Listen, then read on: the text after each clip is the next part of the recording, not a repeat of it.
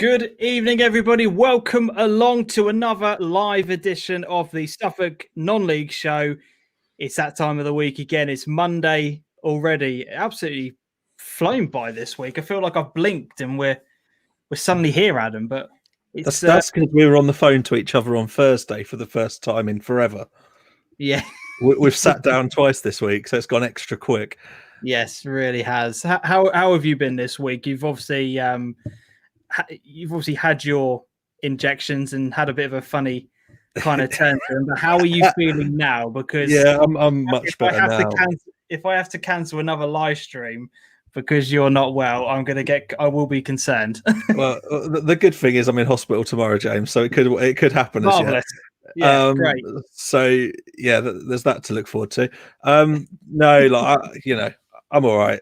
Just literally after the show, I was very poorly last week. So yeah, I'm surprised you pulled your way through that one, to be honest, because you as I said, you mentioned to me about 8 o'clock that you weren't feeling well, and then before we went live, you were like, "Oh God, I feel absolutely awful." Don't quite know how you made it through, to be honest. Team energy. That's it, 100%. But yeah, as I said, it is Monday night. We've got an absolutely bumper show lined up for everybody. Not only have we got Ollie Bayliss and Matt Morton on, we're also going to be talking about Paul Lambert leaving Ipswich later on in the show. We have the winner for the February Super 6 to announce, and we have a tie, which is very exciting. So we're going to be revealing the winner later on in the show as well. So really cannot wait for that. It's going to be an absolutely brilliant show. But before we get too far into it, just a very quick word from our sponsors. A massive thank you to all of our sponsors on the Suffolk Non-League show: Starling and Lock, Matchday Marketing, GBS, Your Shirts, and Clabber Creative. GBS are a family-run construction company in Ipswich operating nationwide with over 30 years experience, offering fire protection, diamond drilling, commercial building, health and safety, and asbestos removal. Starling and Lock, self-employed electrician in the Stowmarket and Suffolk area since 1989, offering domestic work and certificates for people buying and selling houses. An NIC/EIC member. Matchday Marketing, sports marketing and branding company, helping enhance the image and profile of grassroots and non-league clubs at a very low cost, utilising over 20 plus years in the game. Your Shirts, eye-catching, professional-looking garments for your business, team, club or organisation, with a range of printing methods to cover all individual needs. Clabber Creative is a creative agency based in Framlingham, Suffolk, offering fully managed football club websites. They are about giving your club a professional image and the ongoing support to maintain it. Links for all of these companies will be in the description below. Go and check them out and tell them that DeeJam has sent you. We're back. You're muted, James. You've muted your mic. There we go. I don't know what's going on. For some reason, there's a few technical issues going on my end. Apologies. I'll try and reset everything my end. But just a very quick, we want to say a massive thank you, as we always do, to all of our Patreon members and also all of our Ko-fi members as well. Everybody who puts money in towards the show on a regular basis. You really have transformed the show onto the next level. So if you want to make any contributions towards the show, links for both of those will be in the description. It'd be much appreciated if you go on over to there and check out both of those links. Should we get a few hellos up on the screen here? Because I could already see loads of people are in. Jamie's already in the building. Jamie, hope you're all right, mate. Stuart's here as well.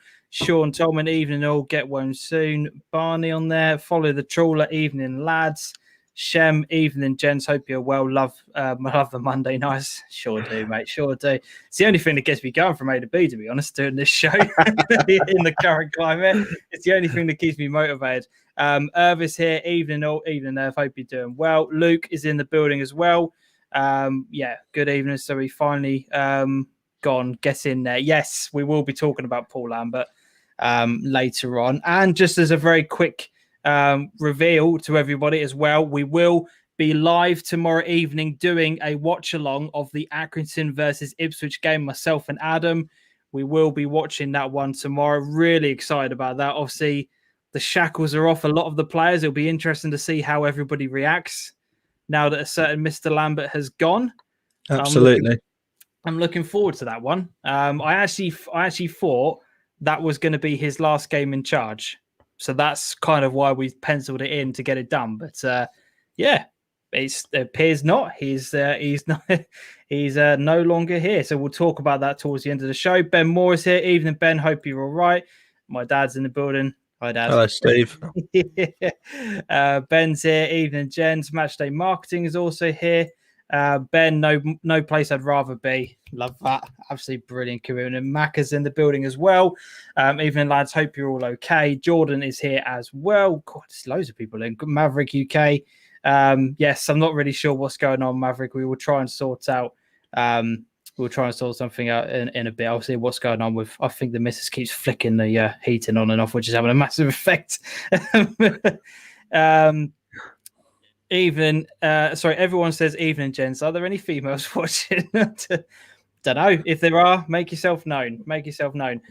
Your show has made it across the pond. Hello, from the only American supporter of the COD Army, as far as I'm aware, Michael G. Whereabouts in America are you, mate? I'd love to know. That's absolutely brilliant that the show has made it. And what time is it over there? Wednesday night watch along? ? No, we're just doing for this week. It's just the Ipswich game that we're doing on Tuesday. So yeah, if you want to get involved in that Ipswich watch along, we will be going live tomorrow from 6:45. So make sure you don't miss out on there. And here he is, Addy Ellis. Evening, fellas. Evening. Hope you do. New York. Love that. Incredible. Absolutely love that. So yeah, if you are watching from a YouTube perspective, remember to give the video a like and remember to subscribe to the channel. If you are watching from Facebook perspective, remember to share it, get it onto everybody's timelines. This is the first week that we've done without us being live on Twitter because that feature has now been removed. So if you have come over from Twitter to YouTube, hello everybody. I hope you're doing all right. Should we get involved in the? Should we get everybody involved in tonight's show, Adam? Let's get ourselves rolling. Let's get the guests in and get going. Definitely. This man needs absolutely no introduction. The non-league guru, legend, the main man, the main reporter. And as somebody mentioned a couple of weeks ago, if you don't hear from this man, it ain't true. Until it comes up on this man's timeline, it's not official. But I'm delighted to be able to say that we are joined by non-league royalty. It's BBC's Ollie Bayliss. Ollie, how are you? Evening, chaps. That's all a little flattering and a little silly, but yeah. How are you both? Are you good? We're very good. Not too bad, mate. Not too bad. I want to just quickly ask before we get too much into the nitty gritties and the fine tunings of non-league football. What's it been like for you over the past year and a bit? Obviously covering the level of the game that you do for the BBC. How have you found the last year and the challenges involved with it? Because your job's probably changed quite dramatically, I would have thought.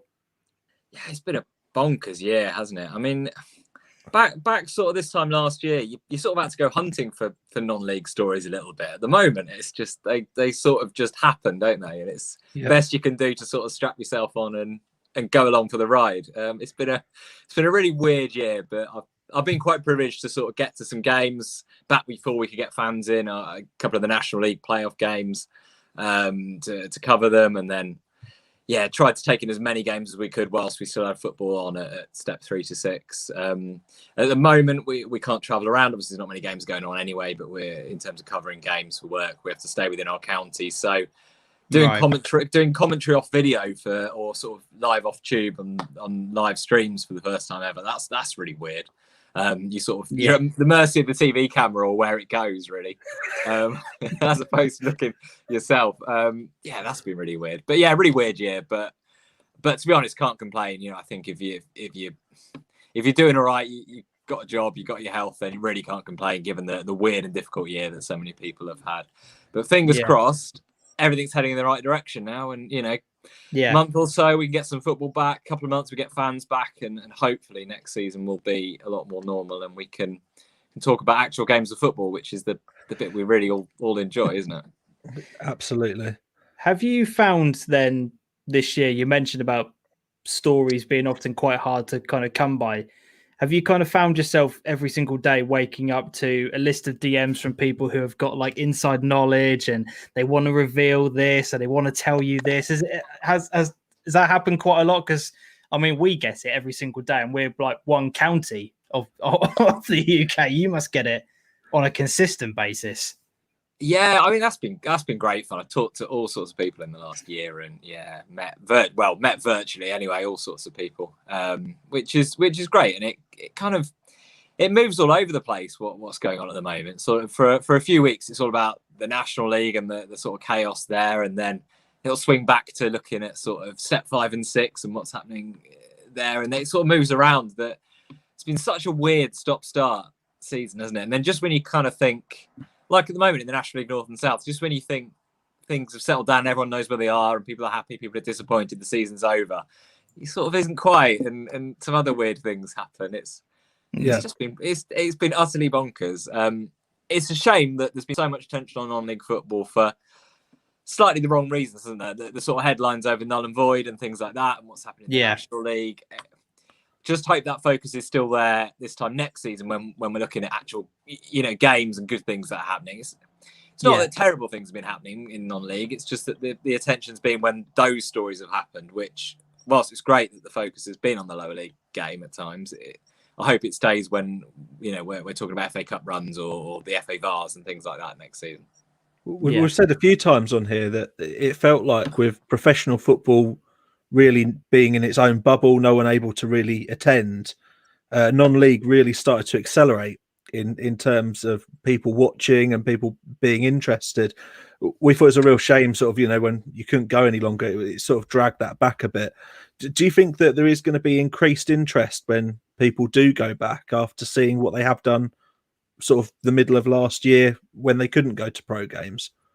Yeah, I think so. I think a lot of people, when they couldn't go to games in the EFL or the Premier League, they didn't they? They went down to their local non-league team. I think it took some people a few weeks sort of into September and October to realise that was a thing, and you could have 600 at step 3, and then suddenly people were like, "Oh, this is brilliant. We can go here. We can have a burger and a beer at half time. We can chat to our mates and watch some proper football." So hopefully people will remember that, and there's no reason why they won't. I think quite often people sort of follow a local town team as well as a team in the Premier League, and if they've got a big game, an FA Cup game or a game on a Tuesday night, they might go down. So hopefully people will just be encouraged to do that a little bit more. That mixed in with the regulars of non-league who have really missed it and really missed out over the last year. Hopefully they'll all flock back as well as soon as we can. Because you're right. Some crowds are sort of doubled in the sort of September, October time when we could have fans at that level. Yeah, hopefully that carries on. Locally, we noticed with Bury Town, didn't we? Absolutely impossible to get a ticket. Absolutely impossible. Like they've done a lot of improvements and the ground's looking really good, but they really did flourish, and they took a bit of supporter base from those that would have gone to watch Ipswich, I think. And others in the area have done well as well. But on the flip side of that, one of the main concerns we had was the financial struggles that teams would have. What have you sort of seen of that and people's innovative ways of trying to keep things ticking? I think it's amazing that we haven't lost more teams. Actually, I think we were all fearing we would lose, tens, if not hundreds, of clubs in this time. And I think credit to all the clubs that have managed to survive so far. There's been crowdfunding pages, hasn't there? There's been, relatively local to me, Royston Town, where their captain's called Adam Murray. They were selling Murray Christmas jumpers at Christmas with a big picture of him in front of on the front of them. All sorts of kind of creative little things like that. To fanzines, and I think quite often fans are just happy to contribute. I know lots of fans haven't asked for their season ticket back this season, which I think is brilliant. Some teams have only had 2 or 3 home league games, but fans that have donated that, sponsors that have still continued to sponsor a team, knowing that they're not going to have full capacity crowds in, it has been brilliant. So I think credit needs to go to it's the volunteers and it's the fans, isn't it, that have managed to keep these clubs going so far. And hopefully there's been a bit of grant support. Hopefully some clubs can play some sort of games in April and May, maybe some mini competitions depending on the league, just to get some fans back, some money back into the club, and then get going again properly in August. And hopefully we won't lose any more. Hopefully. Definitely.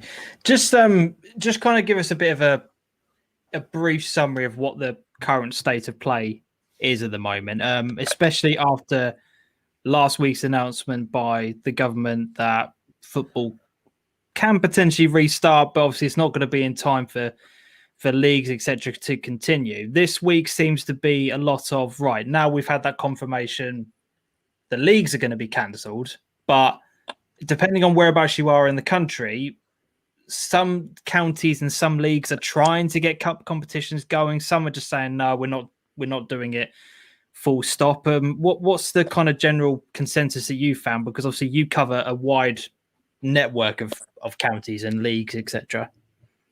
Yeah, I'll try and do this as briefly as I can. Shall I work down? So in the National League, as we know, clubs voted to continue at that level in the top step, although a few of them are saying they can't afford to, so a little bit up in the air what happens there. But that looks like that's carrying on. The two leagues below that, so National League North and South, majority of clubs at that level voted to stop. However, those that wanted to carry on are still in conversation and are still talking to the league, and the league is still open to possibly doing something there with a mini league, mini tournament, something to allow those teams to keep playing.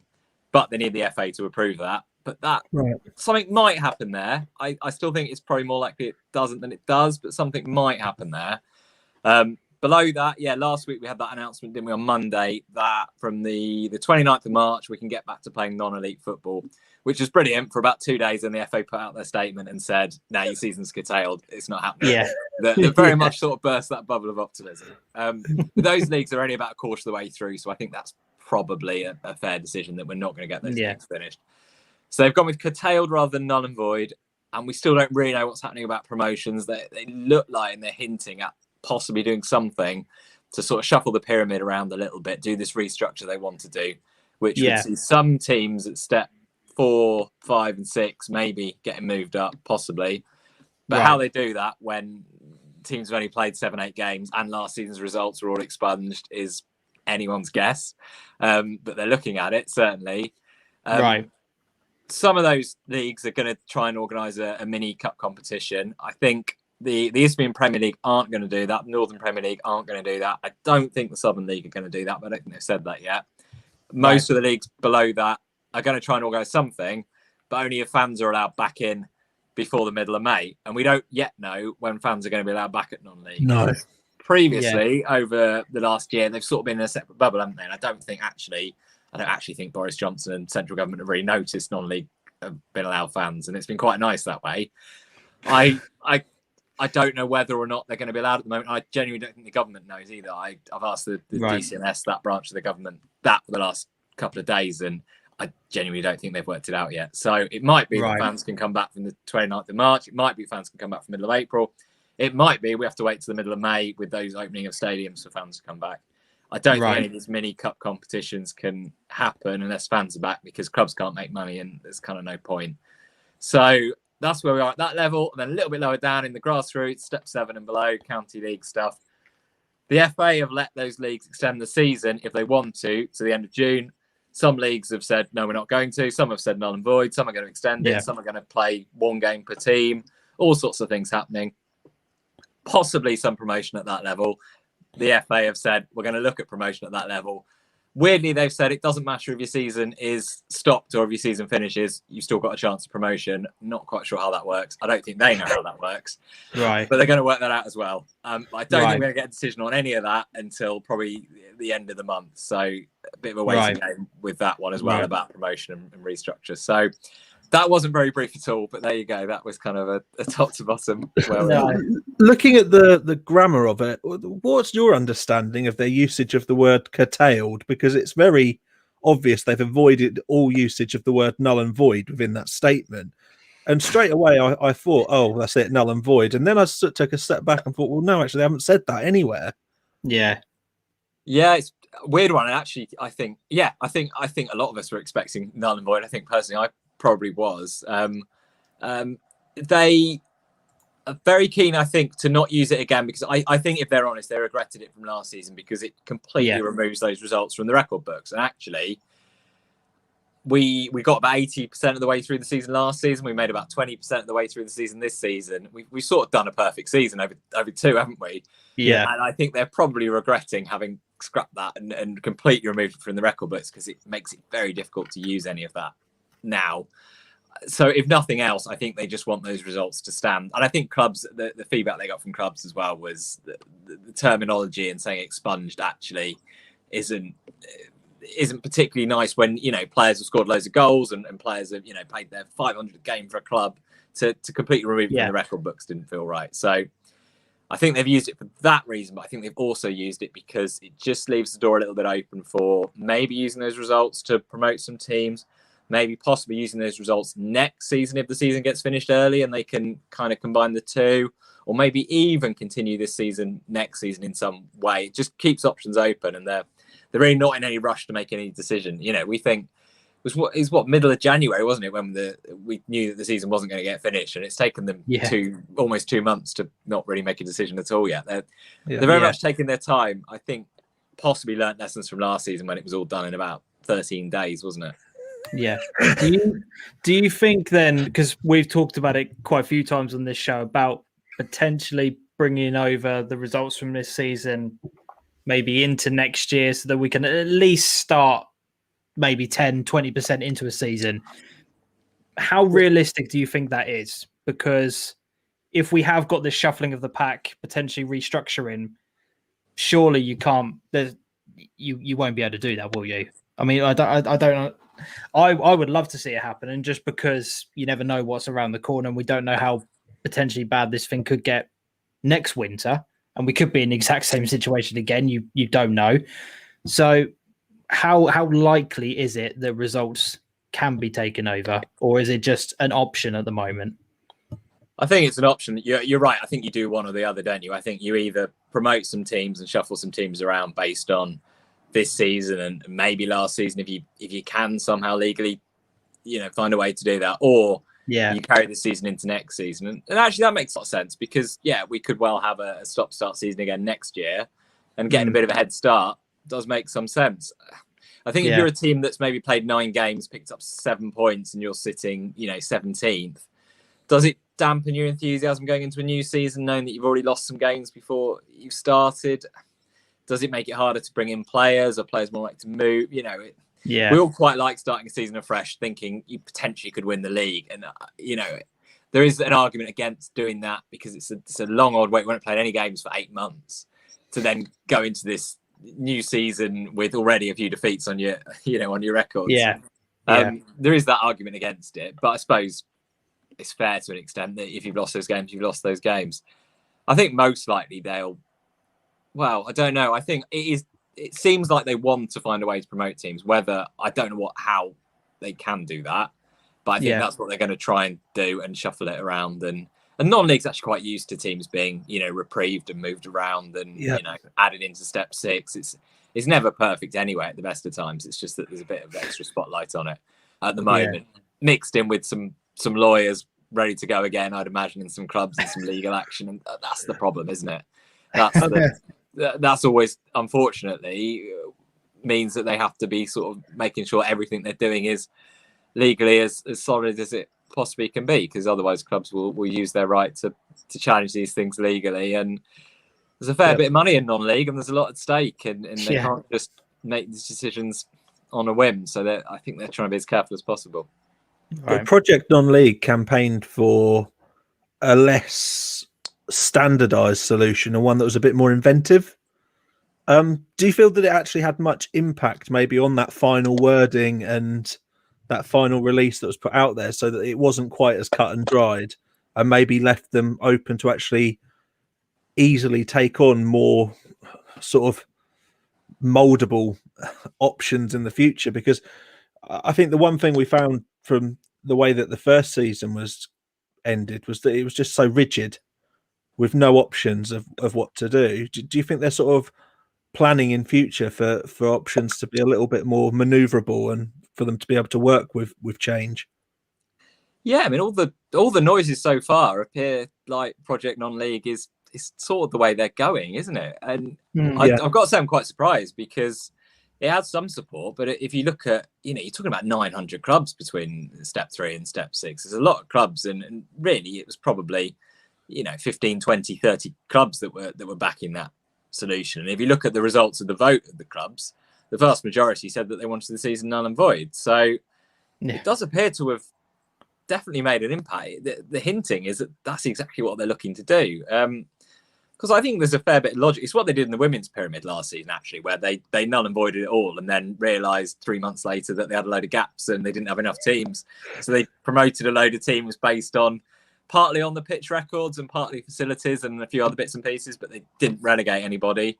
And I think by and large that's worked quite well. I think if you promote teams but don't relegate anybody, mostly people are on board with that. I think it's quite hard to pick exactly who you promote, but no one is devastated at that. And actually, if you've got a team in your league that has looked like they're going to win the league 2 seasons in a row, I think part of you probably wants them gone, don't you? There's kind of no benefit to having a Jersey Bulls in your league again for a 3rd time in a row if they're going to win every game. You're quite happy to see them out of it, aren't you? And gives you a chance then. Yeah, Open the league up a bit. I do agree with that. Definitely. I want to get a couple of people's questions in because we've had quite a few people putting stuff into the chat, if that's all right with you, Ollie. Follow the trawlers, but question for Ollie. In your opinion, which leagues have dealt with the situation the best? And equally, who has handled it worst? Also, thanks for your help on the Met Police program back when we had our games. Maybe not who's handled it the worst. Maybe that's a bit of a too harsh of a question to answer, but who do you think's done particularly well, and who's actually, from your perspective, who's been the best at communicating? I mean, I'm quite happy to take on the worst as well. Let's go for best first. I love the Southwest Peninsula League, which is, they've got 2 leagues at step 6, run by Phil Hiscox and the team down there. I just think they're just really open. They're sort of just really open and honest every step of the way with, this is where we are, this is what we think. At the moment, they're talking about doing a mini league. They were one of the first leagues to come up with the idea of, let's do a mini cup competition. They're suggesting it. They're saying this is what we think, but they're also saying that if fans aren't back, we won't do it. Or if clubs don't want to do it, we won't do it. I just think that kind of open and honest dialogue I think it's what fans want. I think clubs respond to it really well. Clubs, leagues don't always have the answers. And most of these are run by volunteers who just do it because they love football, and they're not going to be perfect. They're not always going to get it right. The Hellenic League are always quite good at talking quite openly about where they are and where they stand. And what I love about leagues at that level as well is they get a letter from the FA and they just stick it straight on their website. And they're like, we got this from the FA, here you go. I'm not quite sure that's what it's intended for from the FA. It's like with the survey for, the survey how to decide the season. The FA sort of sent quite a carefully worded, 99% of clubs responded and whatever. And then a load of leagues just stuck up the full thing on their website. It's great. So I love leagues at that level are fantastic. But yeah, definitely Southwest Peninsula League's great. Hellenic League's great. Essex Senior League are really good as well at doing that. In terms of situation worst, I don't know. It was really difficult in March and it was not easy. But I think what frustrated me was that the whole pyramid, the whole football ladder is supposed to all be joined up, isn't it? It's supposed to be that we play the same game, whether it be at a county league level or the Premier League, bar maybe a little bit of VAR and, other bits and pieces. And there was 3 different solutions to that. Non-league, most non-league went null and void. The National League and part of the EFL went points per game and then did playoffs, but nothing else. And then the Championship and the Premier League found a way to finish the season. And you kind of ended up with 3 different solutions, depending on what level of the game you're at. And that didn't feel right. I don't think. It's all supposed to be one sport. And you realistically, if Liverpool had mathematically won the league before we went into lockdown, there's no way that would have been taken off them. But, Jersey Bulls got themselves promoted mathematically. Vauxhall Motors got themselves promoted. And because it's step 6, I don't know, that was made null and void. I don't think that would happen in the Championship or the Premier League. I think the different solutions were really frustrating. There's not one person to blame for that. But that just, I think as a football fans, that didn't quite feel right. Yeah, it seemed like a very easy decision to kind of make at the time, wasn't it? It's just let's just wipe our hands of it and it's done. We'll figure out what to do next season. I don't know. That's how how I personally felt at the time, to be honest, back then. Well, what have we got on here? Where was the next one? Irv has put Dover Athletic. What is happening with them, and will they be punished for not playing, because obviously a team fairly close to us as well, which is Kings Lynn from our area in East Anglia, has come out today and said they are going to be playing their next 2 games, having previously said that they're not playing, they can't afford to. They've now made a bit of a U-turn on that for the next 2 games. So is there the fear of being punished that is really probably driving somebody like Kings Lynn on? I don't know. It's obviously that's pure speculation, but what from Irv's point, what is happening? Will they be punished? As far as you know, they as well as some of the clubs in the tier below, National North and South, that stop playing. Yeah, they'll be charged, certainly. So if they haven't been already, they'll be charged for not fulfilling their fixtures. And that is then going to be looked at by an independent panel, the league have said. So that it's not going to be the league themselves that look at that. They're going to put together a panel. And that panel has to determine whether or not those clubs have just cause for not playing their games. Yeah. Now, that's quite a woolly and vague term. And whether a pandemic counts as just cause, whether not being able to afford to play when you were promised grants at the start of the season and they've been taken away counts as just cause, it's going to be up to them to work that out. I think there's 3 punishments available to them for not fulfilling fixtures. One is fining the club. Now, if a club is on the verge of going under because they can't afford to play football, fining them doesn't quite feel right. No. Docking them points is another option, or potentially there's no relegation from Dover's League and the National League unless something happens at step 2. So docking them points feels a bit meaningless. The third is you can kick them out of the league entirely. Again, that probably, to me, doesn't feel right when this club are trying to, keep themselves afloat, and they would argue promises have been broken about funding. Yeah. So I wouldn't want to be on that independent panel making that decision. I think the league's argument is that there's a rule book there, and they need to charge clubs for not fulfilling fixtures, because otherwise, this time next season, when there's a local lockdown and clubs aren't allowed fans for 3 weeks, or something happens and a club says, we don't want to play a fixture. Yeah. If they don't, if they're not charged now for it, then are they going to be charged for it in the future? And can they point at that? I can kind of understand that argument, but we are in exceptional times, and I don't think it's probably right to be too harsh on clubs that can't afford to play at the moment. Yeah. But then in the same way, you can't afford to just let lots of teams opt out of playing football at the moment if the league is going to continue, because if 5, 6, 7 clubs do that in the National League, what does that look like to League 2? Then does the club that wins the National League lose its promotion spot because League 2 say, well, you haven't done a proper football league? There's the balance, isn't there, of potentially losing clubs forever by handling it wrong and them not being able to afford things and going out of business, and losing the integrity of the game. And that's real tricky. That's, like you say, not a board I'd want to be sat on. Really difficult to know whether clubs are, especially when we look at National League North and South, whether clubs are not wanting to play because they've seen an opportunity to not waste money on a season where they know they can't achieve anything. They've got halfway through and they've been given an opportunity. In step 2, that's definitely the case. They've got halfway through and they've been given an opportunity to either vote to spend a lot of money and gamble on promotion, or to save their money, furlough players and cut their losses. And either way, it is losses. And these clubs are not, no one's making money out of this situation. I'm sure. No. But it's if I'm a chairman and I'm backing my football club, do I want to spend a few £100,000 to finish the season? Well, if I might get promoted, I might do. But if I've got no fear of relegation, I'm not going to get promoted, I probably don't. And that's not an unreasonable judgment and decision to make. I think that's what I would do if I was running a football club. So it's really, really difficult. In summary, isn't it? Is there an option for what Dan's put here and hit this comment? National League will probably make them start on negative points next season. Do you think that's a potential option that could happen? Yeah, I don't know. I mean, points deduction is definitely one, and it feels a bit meaningless to do it this season if there isn't going to be relegation, and we don't necessarily yet know that because step 2 weird things are happening. I don't know. We saw it, didn't we? It was Wigan, wasn't it, in the Championship, where they sort of said, well, your points deduction will only apply this season if there's a consequence of it. Otherwise, it carries through to next season. That's right. But I don't know whether it has to apply to the season.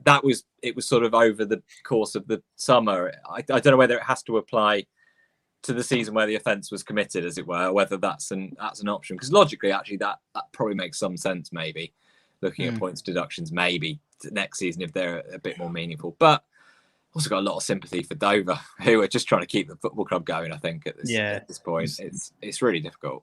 That's it. Paul has put on here, what are Ollie's views on the grants come loan decision changing? It's been a very controversial subject this season. A lot of clubs thinking that they had the grant secured for both halves of the season, and turns out that the first half was and the second half wasn't. Is that the kind of long and short of it? And now there's this big dispute about it. What's your thoughts on it? Because again, you must have been contacted by quite a few people within the game who are adamant that it was a grant and not a loan. Yeah, it's a really frustrating situation, that. And to be honest, the season starting without all of this properly in place was part of the problem. The season started when actually even the initial grants weren't properly agreed and proper. You know, the government had sort of said, we'll sort it. And they did sort at least the first 3 months through the National Lottery in the end. But yeah, it all hinges on a meeting in November where it was a government meeting. I think we gather the FA were there, the National League were there, and the FA and the National League left that meeting. They say that they were confident that they'd been promised grants, and the government say, no, we didn't promise grants. Now, how you can have a meeting and discuss the future funding of the league and no one actually gets down to it. It's not even the nitty gritty of it. It's literally, surely it's within the first 2 minutes of that discussion is, well, what form is that funding going to take? Is it grants? Is it like, I don't quite know how you can have any sort of lengthy conversation and that not come up. Yeah. Worse still, no one appears to put anything in writing. And that for me is not great. I think on behalf of well, anyone involved in that meeting, the FA and the National League and the government. I mean, if you phone, if you speak to somebody, you phone somebody up and you order a birthday cake from them, you then drop them a text afterwards and say, just to confirm, we agreed £20 for the birthday cake and you'll deliver it on this date. Anything like that. When you're talking about his 10 or 11 million pounds of public money, 66 community football clubs, and nobody got anything in writing to confirm what was agreed, it's not Something's good. Not right. It's Something's not good there. Right. Whether, I mean, both sides are sort of pointing the finger at the other one. So either it was a massive miscommunication and somehow in this meeting, they never actually discussed what form this funding would take, which I find hard to believe, because surely that's your question number 2, isn't it, really? Have you got funding? Yes. Right. How's it going to work? But either way, one of them is lying, or there's definitely been some horrific miscommunication. But either way, should have been put in writing and wasn't. And unfortunately, clubs are now the victim of it. And potentially, we've wasted a load of grant funding for the first half of the season to get to this point, and now the season's stopping. It's really frustrating. Yes, I've just got 2 more questions from everyone in the chat, and then we'll let you go, Ollie, because I appreciate your time. It's very, very precious. We've got Shem, who puts, does Ollie think the planning and communication from the FA and relevant leagues has been good enough? I think this season, when we're talking about the end of the season, it's been far better than last. If you remember, last season when the season was curtailed, the FA, that was made null and void ultimately. The FA sort of said to each league, you make up your own mind when you're going to stop the season. We don't know whether it's safe or not. So they literally put it down to each league whether they wanted to carry on for a weekend or 2. Yeah. Then they stopped it all, and then within 13 days, it all been made null and void effectively. This season, it's almost been the complete opposite, hasn't it? This season, we've about 5 statements to say nothing apart from, they're still considering it. They've done a massive survey of every club. That's taken to, fair play to them, though. They have kept everyone updated, I think, every step of the way so far in deciding the league. And they've done a proper survey, and they've asked every club whether they listen to that survey or not. It's a different thing. But it has been far, far better, actually, this time round. And that process has felt right. It's felt that, right, they've asked every club and they've told fans what's happening, I think, every step of the way. So, yeah, I think that, I think they deserve a bit of credit for that this time round. I think last time it wasn't great. It does feel like this time it's now just been left to a point where they haven't run those decisions until such a point that it isn't really physically possible to have a football season anymore. Yeah, but we wouldn't be playing now. And even if they'd said in January, our intention is to try and finish the season, we couldn't play football now anyway. No. it's not like they're wasting time at the moment by, do you know what I mean? By not making a decision, because there's nothing that can be done at the moment. Yeah, they are taking forever about it, and I think they will continue to take forever about it. And by curtailing the season, it means they can, they can mess around with this into April and May potentially if they want to work out what they're doing. So yeah, I take your point, but actually, it kind of made sense to wait for Boris Johnson to make an announcement, because had he said we're not playing any team sport until June, then it's kind of decision made anyway. Had he said you can go back from the second week of March, maybe something different could have happened. So it sort of made sense to work out what the government's plan was first. But yeah, they are slightly. At least we've got the excitement of the FA Vase and the trophy to keep chugging along now. Yeah, absolutely. I think their plan is to try and finish the Vase, try and finish the trophy.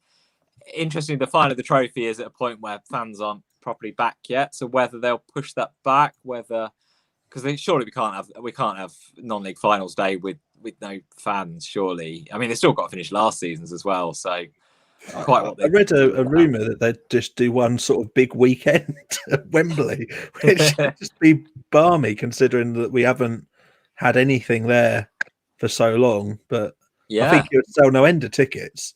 Yeah, I mean, that'd be amazing, wouldn't it? I think they're probably slightly squished with, obviously there's only a certain amount of weekends available, and they've got to get the EFL playoffs in, they've got to get the FA Cup final in, and then suddenly we've got Euros that definitely need Wembley for some dates, if not the whole tournament by the sounds of it almost. Yeah. They're going to be a bit squished, I think, for dates, and you're going to struggle to hold back the Euros to try and get the FA Vase final played as much as as much as if it were up to me, we'd have the FA Vase final first. But, they're going to struggle to, why is the pitch in such a mess for England's first group game? Well, we had 2 FA Vase finals to fit in over a weekend. Unfortunately, probably not going to be the case. So yeah, they've got to work out how they fit them in, but hopefully they do, and hopefully they're in front of fans, because I don't think there's any point in playing those finals without fans. Because by that point, I mean, it's Harrogate Town, isn't it, against Concord Rangers? Harrogate Town could, may well be by the time they play it, it might be a championship side that raises game. Certainly a League Two side still, I'd imagine. Yeah, that's it. Final question that we've had coming in for you is Luke, who's put, are there any talks of leagues starting earlier, just in case for winter, and cases potentially pick up again? From what you know, again, is that kind of something that the FA would have to say could happen, or is that more of a league by league decision for seasons starting any earlier? Yeah, I think it mostly comes from the FA. Certainly this season it did, but I mean, it makes a lot of sense. The FA Cup date is pretty pinned, because they like to schedule that and get to the first round proper, where the kind of TV money is. So I think I think I'm right in saying that the extra preliminary rounds, the very first round of the FA Cup, is the 7th of August.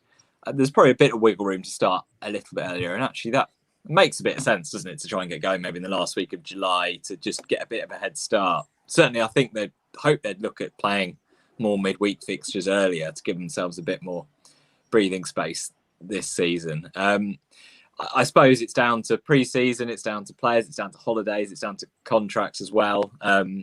Potentially, if you're still going to play some sort of mini tournaments and things going into April and May, I don't know if players necessarily need a break, but a bit of a refresh and let pitches grow some grass, because I don't think grass doesn't generally grow very well over the winter. They do kind of need those couple of months in the summer to let grass grow back on the pitches again. It makes a lot of sense to me that we get going just a little bit earlier to give ourselves a bit of a head start in maybe in late July. Yeah, but as Shem has put on here, youth leagues are already discussing potential winter breaks, and the options are there. If we haven't got this season to worry about, there is the option that you can say, right, well, let's start pre-season a little bit earlier, let's get some of the league campaigns going, and then when they're not having to play catch up, we're kind of ahead of the curve, rather than dragging results over to be ahead of the curve. You start your games early. I don't know, just it seems like, again, something that could be discussed, but I suppose we'll know more over the next month or so. Do you think you said earlier, you reckon that's the kind of timescale we're looking at to get our next updates about what's going to be going on? Yeah, I think they're talking about maybe end of March for us to get an idea of what they're doing about this pyramid restructure. Whether then we'll actually know who's been promoted as well, or whether that will be the point where they sort of say what they're looking to do, and we still wait for the allocations to come out in May as they normally do, whether they'll go a bit earlier on those. But yeah, I wouldn't expect anything sort of this week to say here's a list of teams that have been promoted or anything like that. I think they'll still take the time over it, and I think, well, hopefully this week we might find out about fans. We might actually get some guidelines about how we safely get back to playing football, because those haven't come out yet. And I think without fans, they're not going to do any of these mini tournaments. So as much as leagues are planning them, we sort of need to know what's going to happen with that and with clubhouses and things like that. So hopefully we can get some football played, some county cups, FA Vars, and some mini leagues, things like that in April and May. Yeah, definitely. Ollie, really appreciate you coming on tonight. It's been good chatting with you. You're going to get getting updates and finding out your thoughts and opinions on everything. And just, I think, as everyone in the comments will agree, just keep up the work that you're doing, because, as I said, you are a lot of people's go-to source of information. So keep up the good work, and as Adam said, hopefully we can be back on a football pitch soon and actually reporting and talking about football rather than the politics of it all. Yeah, would make a change, wouldn't it? Absolutely. I've really enjoyed it. My pleasure. Thank you. And thanks for all your questions. Thanks for all you've done, Ollie. That's brilliant. Cheers. Keep it up, mate. Cheers, guys. Cheers. Thanks for that. Before we bring Matt on, we are just going to do the Super Six very quickly, because we're appreciating tonight. Obviously, it's going to be quite a potentially long show. So, Matt, we'll bring you on in a couple of minutes, my friend. Adam, I do just have a confession whilst I talk about this week's Super Six, if you wouldn't mind. I'm just going to do the wheel again. I think that was what was causing my internet lagging earlier on. So if you talk about this week's results, I will get the wheel back up, and then we will we'll make a decision from there. So let everybody know what's going on with the Super Six. Yeah, so our 2-week leader, Irv, has unfortunately let it slip by 1 point, just as we've gone to cross the finish line on week 4. I mean, well done to Jamie and Ben. Ben in particular, who've managed to score 1 point in one of the weeks, but has still managed to come up as one of the top scorers for the month. So the prize is going to go to either Ben or Jamie. We need to stick it on a random wheel, and we'll share that on the screen in a second. We'll give it a spin, and the winner will win the football shirt that's going to come from Non-League Football Shop. Big thanks to Non-League Football Shop for providing that prize for this month's Super Six. But they've actually agreed to carry on with us for another month, and they're going to provide another shirt for next month. So brilliant. We're going to go again on it, and we'll see how we go. So James is going to click to spin the wheel, and that's just so much Let's tension. find out who wins. Oh,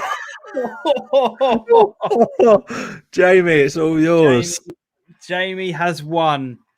We'll be in contact with you soon, my man. But yes, Jamie, you have won February's competition. Commiserations. But well done, Jamie, for winning that. Absolutely superb. Love that. Yeah, that is definitely what is causing my lag. That with that generator, because I noticed my phone went in and out there. So this is the current table then. Spread's obviously still leading the way by an absolute country mile. But who's done well and who hasn't done? Who's we'll say Spreads is leading by a country mile, but in February, I think 8 people outscored him. Right. So people are on his tail. Is all I would say. There's been one of the big things was this week was actually one of the highest scoring weeks that we've ever had. Really? And some people will notice as a result of that, there's been quite a bit of movement. There's been quite a lot of 9s. I think George Ablett hit a 9 this week, and he's moved up all the way into 19th. Wow. Michael Crofer moved away from Connor. Them two have been neck and neck for weeks. So yeah, Deck has been doing quite well. So yeah, there's absolutely loads of stuff. Like Irv is gradually moving up off the bottom as he continues to actually remember to submit his scores. Thomas Della, if you're watching, you submitted a Super Six prediction at about 7:30 before the sheet had been refreshed. So just to make you aware that you will actually need to re-enter this week on the new results. The other person I'd like to point out is G Hargy. He's now 39th. But he's only recently started entering and has been persistently, like over the last sort of 10 to 15 weeks, been posting really good scores consistently. So I expect to see him move up into that top 20 pretty quick. Oh, I've just been told by somebody we'll potentially be able to sort something out for Ben. I've just had a private DM about it. Ben, I will be in contact with you after the show, my friend. We have got some sort of consolation prize on the way. I've just been told via DM. So yeah, Ben, we will sort you out with something afterwards. I will message you after the show. Oh, there we go. Getting prizes sorted on the fly. Thank you for whoever's donated that. Definitely. But this week's Super Six, we have got obviously the 6 games up as we normally do. Let me just put the link for the survey into the chat if you want to get involved. Norwich versus Luton, Gillingham versus Ipswich, Cambridge versus Walsall, Colchester versus Newport County, Oldham versus Southend, and Woking versus Kings Lynn, as their games are now going ahead. If you want to get involved as normal, surveys in the chat. Would love for you guys to continue to get involved. As we said, thank you to NonLeague Football Shirts for continuing to sponsor the show, the Super Six, and it's that prize will be available for March, and it goes towards obviously the overall league table. Right, Adam, enough of that. Let's bring on our second guest of the evening, shall we? Enough of that. Get that rubbish out of the way. Enough of that. Oh dear me. Delighted to be able to say that we've not only secured one, but we've secured 2 guests for tonight. You all know who it is. This man needs no introduction. It is Fit for Town player manager Matt Morton. Matt, how are you? Yeah, really good, thank you. You? Good. Yeah, not too bad, mate. Not too bad. Thanks for waiting and being patient there. No worries. I see you going in order of excitement. You start with Ollie, then the Super Six, and then me, just to send everyone to sleep. We could have put you even later, mate. We could have done Ipswich Town first. So yeah. you bumped up a little bit. The thing is with Ipswich is that I wanted him to kind of stay a little bit longer because obviously, everyone knows where my allegiances are. Agent Lambert, he's come in, he's done his job, and he's gone. So as far as I'm concerned, it's not really much of a story. Matt, you're far more entertaining than what Paul Lambert is. So not watching the benchmark, is it? No, it's really not. So how have things been for you in obviously in these past few months, etc.? I think everybody has kind of openly said that this lockdown has been a lot more harder than what the first 2 were. How have you been handling things, especially without the regular fix of football? Yeah, I tend to try and look at the positives, and so far in lockdown, we haven't lost a single game, which is brilliant. So, considering our form going into lockdown, it's been a blessing. Brilliant, absolutely brilliant. In all seriousness, though, I think this one's more difficult because of the weather, really, isn't it, more than anything else? Yeah. I've now noticed that the sun's started to shine again. The skies have been a bit blue for the last few days, and everyone I'm talking to seems to be a bit more positive. Combine that with the announcement that obviously Boris has made, the fact that we finally have a decision on the football season in non-league and have something to look forward to in the summer and then going into next season. I think it's definitely better now. If you go back a month or so, dark, gloomy nights, cold weather, everyone out running in the freezing cold, logging it on Strava. It's not the most fun time in the world, is it? No. Have you noticed a bit of a mood change within your group chat for Thetford at all as things have starting to get announced? Like you say, it has been a bit of a difficult one with the weather being so bad and stuff like that. Has that really affected things for the boys? I think the mood was really boosted when it looked like the chances of us being relegated were actually removed. I think there was a bit of a party in the group chat at that point. The downside was they realised that I probably wasn't going to get sacked. So that probably it's give and take, isn't it? I think we've got quite a positive group anyway, to be fair. Great. Yeah. The mood's been quite good. We all keep in touch really regularly. Even when we were doing the challenge that kind of Bondi set up with 5k a day for 10 days to raise money for Kyle. Even moaning about having to run builds camaraderie within the group. So yeah, it's not like there's been a load of negativity at the club for sure. I just want to get this out of the way before we move on. Nathan says, "How have you not been sacked?" I knew Nathan was going to be popping up at some point in this chat. Do you know what? There are lots of miracles in this life, Nathan, which is why you've got a roof over your head in my house, young man. And if you carry on comments like that, you won't. Do you know what? There's a reason why we're bottom of the league, and that's because managers like me sign players like him. we deserve to be sacked on judgment like that, don't we? I'll take it into every club I've been at. It's a miracle that I keep getting jobs.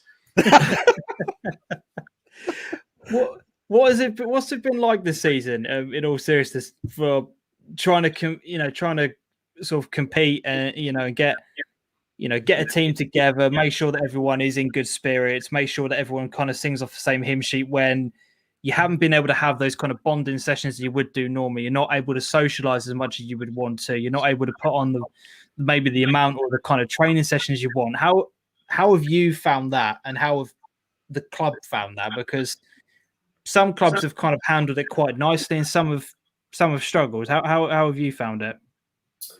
First of all, you need a good structure in place. You can't do it on your own. I think I watched Matt Hazelton last week on here talking about how much this takes over your life. And it really does. It is 7 days a week. And I think unless you're surrounded by good people and a good team, it's impossible. So that's the first thing. If you take it as an example, I don't get too involved in the actual coaching side. So we've got a guy called Craig Libby, who's my assistant, and he puts a lot of the sessions together, and that takes a massive load off my plate. It is difficult, you're right, in terms of restrictions that have been put in place. Also, always in the back of your mind after last season, whether it's going to be written off, whether it's all going to count, how long it's going to go on for. I think that definitely plays on players' minds. But having said that, we had a really good pre-season. It was difficult to get the players agreed and over the line. It was difficult to get certain additions that we wanted in. We missed out, which would have made a massive difference at the goal scoring end of the pitch, which I was a bit gutted about. But going into the season, we were in good form off the back of our friendlies, and we just never really got going and transitioned that into points in the league where it really counted at the beginning of the season. But annoyingly, you're always going to say this, aren't you? But it just felt like we were just around the corner, building into those last few weeks of the season from something that, because we were dominating a lot of games and not winning them. And so at the beginning of the season we were dominating through possession, and we were missing a lot of chances and being punished at the other end through throwing too much forward. Really, we changed the system in the last 3 games or so, and we sacrificed dominating possession for being a little bit more dangerous on a counter attack ourselves, and that looked like it was starting to turn a corner for us, really. But then it was curtailed. So there was the frustration around. You tried to re-sign Walter Rocker, didn't you, at one point this season? Yeah, obviously a big goal scorer in the league. Like, the obvious question answer is it was frustrating. But in regards to your plans with changing formation and stuff, was that a real bump in the road in terms of what you wanted to achieve? Yeah, I mean, we played a certain formation in pre-season with him in mind. He played pretty much all of that pre-season with us. To be fair to him, he was never committed to fully come back. It was always a case of us trying to get him involved to persuade him to rejoin. And he wanted to. He was keen. He was enjoying it. He was playing. I always think he has played his best football with it, but it's where he's happiest. It's where he's known, and it's where some of the quirks that come with Volta are accepted and embraced, really, such as being 4 hours late to a football game and that kind of stuff. But he's a great player, and when he decided, and I won't go into the reasons, that's up to him. But there was one particular reason he didn't join us and went somewhere else in the end, and that's fine. That's completely his decision. But it did mean that we lost something that we'd built on in pre-season. Yeah. Right. And obviously his brother Kevin is on trial at the moment with Chelsea, isn't he? Like, obviously someone that you've worked with before. Like, what do you reckon his chances are? It's so difficult to predict because I've seen players that I've played with and never would have thought they'd make pro, and I have. And then I've seen players that I played with that I thought they definitely could and haven't. So I think there's so many variables involved when it comes to going from either youth to pro or non-league to pro later. And you can't necessarily control all of them. Some of it's luck, some of it's timing. And obviously, in a lot of cases, it's also ability along with that. But he has definitely got the ability. Absolutely, no doubt. He is very, very talented. I always found until recently, and he may now have found it, that he struggled to pin down a position. You could play him in multiple areas and he would play all of those positions in the same way. But now he seems to have slotted into this number 10 role. And if you're playing in a system that allows you to have a 10 in the way that he wants to play it, I think he's got a future, without a doubt. Whether that be at Chelsea or something a bit lower, I'm not sure. But good luck to him. I hope he makes it. Yeah, it's a good story for our area, though, at the moment, I think. Absolutely. Big needs. Definitely. Yeah, definitely. You know, we've had some players from around here that have made it pro before. Matt was talking about Scoey, obviously with Ipswich and Leicester and Crystal Palace. And there are other examples as well, Dusty and others. So it's great when people do make it from our area into Premier League, Championship, League One, etc. So hopefully he does. Absolutely. Definitely. You mentioned about this season, just to kind of go back to what had gone on before the decision was made by the leagues and by the FA, etc. I always saw posts from you on social medias after the game saying we're nearly there, we're playing so well, the results are going to start coming, they're going to start coming. And we would often talk about it, on the Monday show when there were games coming on, that Thetford have lost again, but that by all accounts they seem to be playing really well, and it just seems like something just needs to click. Do you think that if the season was to carry on, do you think that would have eventually happened for you guys? And why? What do you kind of pin it down to say why it didn't start happening sooner? Yeah, I think you've got to be honest, and the main reason that it didn't happen is because of me. I'm the manager, and the buck stops with me. I picked the team, I picked the players. I was happy with the players that I was bringing into the season from pre-season. Those were all my decisions. I decide what formation we play, our style, the instructions are all from me. So that's where the buck stops. I mean, if I was sat here saying my players aren't good enough, well, that's my fault. I chose them. If I was sat here saying that the system wasn't working, well, who picks the system? Ultimately, a lot of praise came my way last year when we were bottom of the league with, after 10 games and no points, and managed to go flying up to 10th. So if you're going to accept the praise in the good times, you have to accept when it's not going so well that also is your responsibility. And at the end of the day, I think that the group of players that I've got are good enough, and not just good enough to stay in the league. But again, I stand by what I said in pre-season. The players that I've got, if I could add that one person at the other end of the pitch to put the ball in the back of the net, and we have some that can. It's just about form and people being off form at the same time, really, at that end of the pitch. But the players that we've got in many, many areas are amongst some of the most talented outside of the top couple of teams in the league. There's not many people that you would say, right, yeah, you would swap him for him or him for him. And I've got to stand by that. And ultimately, it's up to me and the management team, but mainly me, to work out how we put that right. Going back to your question, I was confident. I was gutted when the Suffolk game between Christmas and New Year was called off, because I thought that was going to be that turning point for us. We'd put a lot of time into training in that 2-week build up to that. The atmosphere seemed great. The players had gone from those first kind of 7 or 8 games remaining quite confident, thinking that it was around the corner because of how we were playing. I mean, you said it yourself. It wasn't just me saying it, which is, proves that you're not completely insane. all of our fans, all of our opponents, opposing managers were always saying how unlucky we were. And it got to the point where we thought, are you all taking the piss? Because we keep losing, do you know what I mean? But it was true. I can only think of 2 games, and by the way, after them I was livid, but 2 games where we were poor. Aside from that, we were playing bloody well. And Brandon came, we just changed formation about a week before, after a result that didn't go our way. We took that new formation off the back of 1 training session, and then a load of information given to the players via WhatsApp in terms of systems and shape and what their jobs are. And those players took that system to a team that was unbeaten, 2nd in the league at the time, and came to Thetford, who were winless at that point, And we absolutely played them off the park. And Brubs, who I've played against for years, know really well, he was in the opposing dugout, embarrassed when they got a last-minute winner. That was actually an own goal, and that summed us up at that point. They put a free kick from a far from dangerous position into our box, and unfortunately, one of our defenders went to win it, overstretched and headed it. It came off the back of his head in the opposite corner, and you've lost a game that you actually fully deserve to win. And he came over to me after the game and said, "Morts, I'm gutted for you. You deserve that win. I don't know what happened."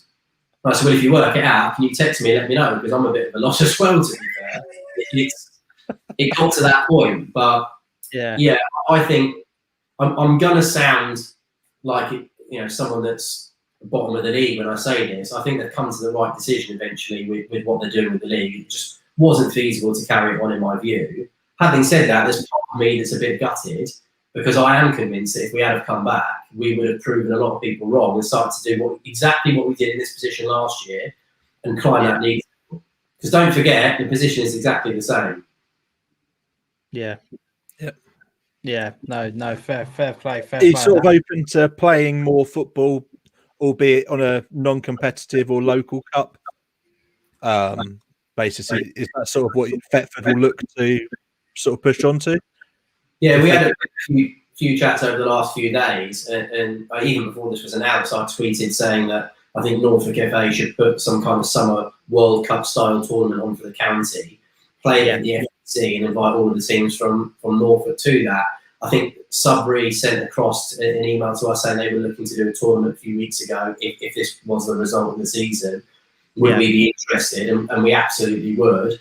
All I'm really after now is for all the ideas to become fixed so that we know what we're going to do and we can commit to something. Otherwise, weeks are going to go by, people aren't necessarily going to commit to anything, and then nothing will happen. Yeah. Well, this is actually part of the update that we had from part of the update that we have from various different leagues, which I was going to bring up a graph with Ollie, but we never got a chance to do it. From Norfolk FA's perspective, the angling combinations leagues have been declared null and void, no relegations or promotions. However, Norfolk FA are looking at the possibility of setting up those mini tournaments. The Essex Senior League are also looking into setting up some sort of tournaments as well. So there is the scope from different leagues and different FAs that they are wanting to try and do something. So hopefully, from your perspective, things you can get something done. And start something up, because it'd be a shame to just completely finish the season and that's it. We'll see you again in June or July. Yeah, it would be. I mean, the perfect scenario, right, is that as soon as we're able to, we can get these tournaments played. Then you have a little break so that people can do what they've been desperate to do for the last 12 months, and that's go on holiday or have weekends away with their family. People are going to need that. If you don't give them that, and we're playing all summer and then going into it, you're going to have absences in either the tournament or the season itself. Yeah. So you're like a nice couple of weeks at least between that, and then going into it, starting a pre-season to get prepared for the new season starting in early August. That's probably the idea, I think. Yeah. Do you think? Go on, Andy. Do you think players are in for sort of maybe the biggest fitness test of their career? Like for yourself, having been a player for several years, and you've been through that pre-season cycle, and sort of, how is this going to compare? I think it depends on what they've been doing in the last few months and what they continue to do until we do have clarity over coming back and what that looks like. And then whether they can continue that in that break that we talked about between the tournament and then the season starting. I think potentially it's going to go one of two ways. You're either going to be the type of player who has been doing runs, then comes back and gets some football match fitness in these tournaments, then continues to keep yourself taking over to pre-season, and then you are probably going to be fitter than you've been in years. I certainly think that from my perspective, even though I'm certainly at the twilight end of my career, unfortunately, I'm going to be fitter from an endurance perspective, if I carry on, that is, doing what we have been doing, come the start of the next season. But there will equally be a lot of players that probably won't necessarily have done that work, may just come and try and play the summer tournament of some kind and get through it, then stop again until the new season starts with pre-season. I think really what you need to be looking at is maintaining what we've had the opportunity to do during lockdown. Yeah. The challenge is going to be the injuries, though, isn't it? Because it's a different type of fitness. All the running, it's actually twisting, turning, and contact, where you're going to start to get muscle injuries and potentially ligament injuries if you don't train properly. Was Thetford as a whole getting many injuries before we went into sort of our paused state that we're in at the moment? I've spoken to a few managers that said they definitely felt injuries were more common. Yeah, so we weren't plighted with it at all. We've got a very different two sets of players, though. We've got some that like to do the absolute bare minimum, Clarkey being one of them. And then you've got people who like to do over the top and everything. So like we've got, if you look at some of the times, I know it's running, it's slightly different, but these are some of the fitter players that we've got as well. Elliot Smith, Andrew Cusack, Sam Bond, Mihail, who I never expected to be somebody that's quick in distance running. I mean, some of their Strava times for 5K, 8K, 10K, unbelievable. You know, I was feeling quite good about myself after a few days, like I said to you earlier off cam. But then I look at their time and I thought, oh, God, shit. Maybe not. We've had a few questions that come in. I just want to get those out of the way before we kind of move on. Dan has put on here, has Shark ever been match fit? No. Next. Brilliant. Ben's asked on here, if you could sign any player in the same league, who would it be and why? In the same league? Ooh. Well, we need a goal scorer, so I'm going to pick a striker. I'm going to go for James Hall at Mildenhall. Okay. Why, James? Everywhere he's been, he's caused problems, he's scored goals, and he's a handful. If you can get him to work a bit harder for longer periods of the game, I think he's a top goal scorer in that league. I think he knows that he's very good. And, you know, I played against him, and he'll be like, oh, Morts, don't chase me there.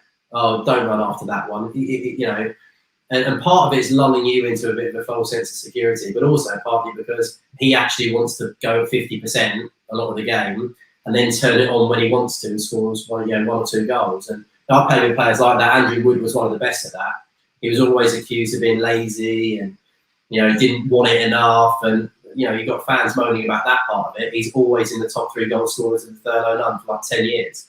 Always top 3. What's it like for you as a player manager? Like, that's a really good thing that, like, you can look at players and see that sometimes they might be a bit lazy and everything. As a player manager, do you feel that you're always on stage constantly and you have that absolute expectation that maybe you're going to be questioned if people didn't think that your levels were quite at 100%? Is there something different to think about then mentally on the pitch?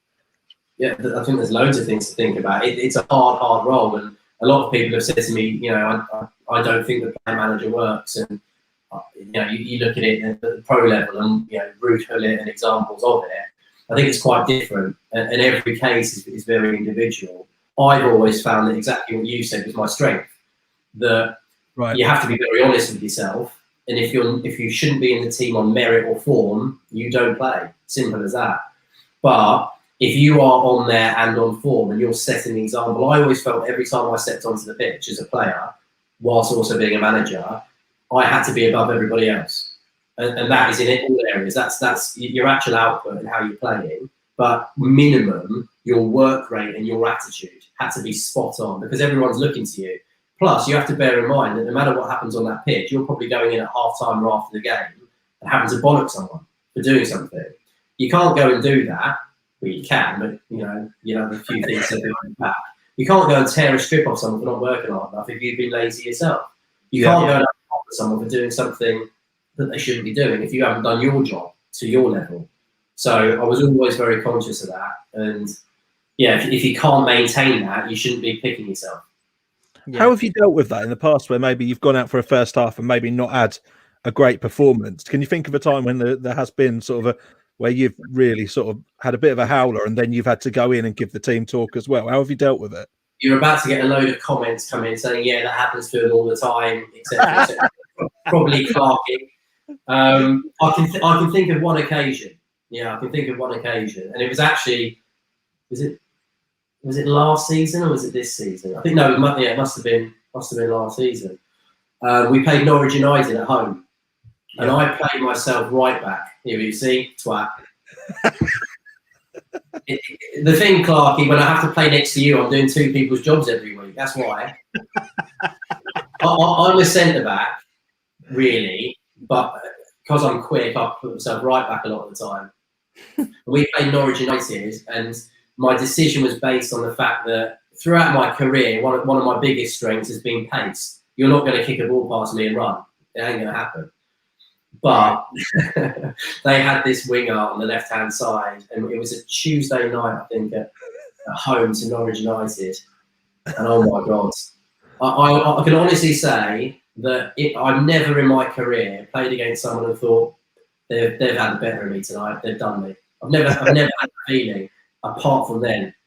And I think that's why I can't remember whether it was this season or last season, because I'm now trying to block it out. But he taught me a new art.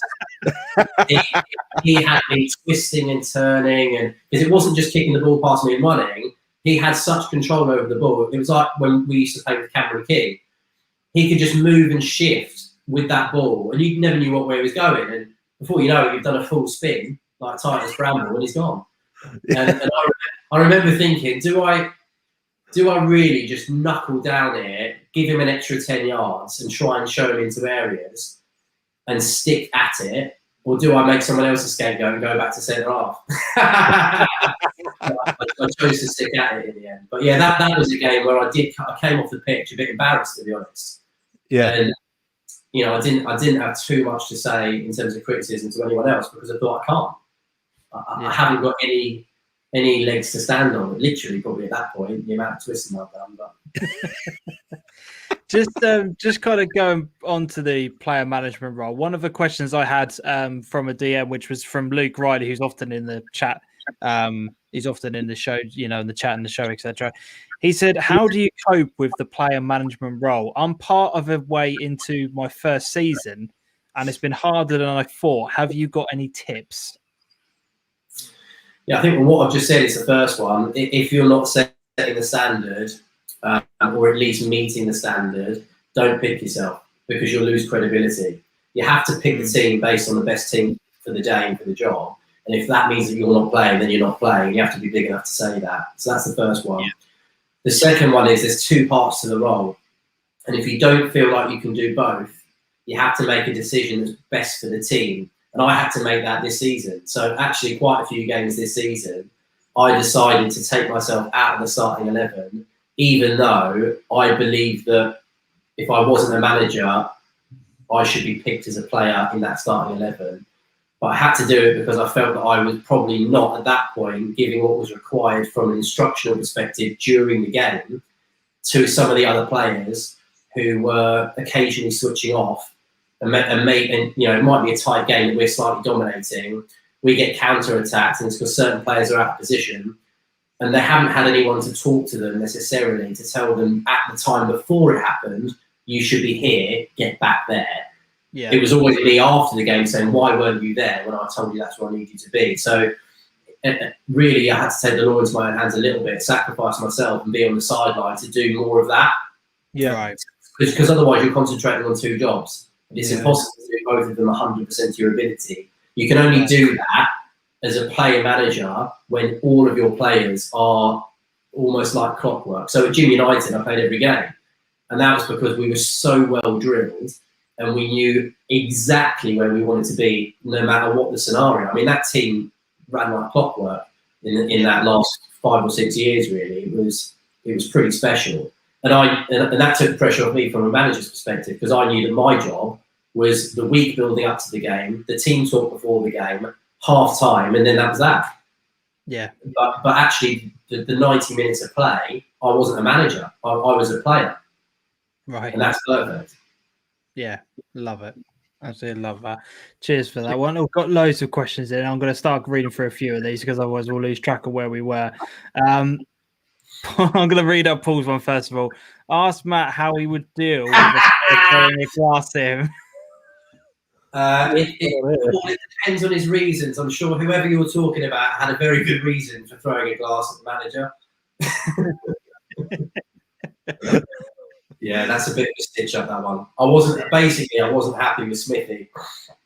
There was one end of season do that we had, and he decided there was a bit of needle between me and him just at the very end of the season. I just come back from breaking my arm, so I missed most of the season. Right. And I only got to play the last few games at the end. And Smithy managed to upset a couple of people in that build-up, because the guy who took my place, which is actually Macca, building up to a cup final at centre half, he dropped him because I was now fit and available again. So he dropped him and brought me straight back in. And Macca didn't have a problem with that, but he just wasn't told until the day.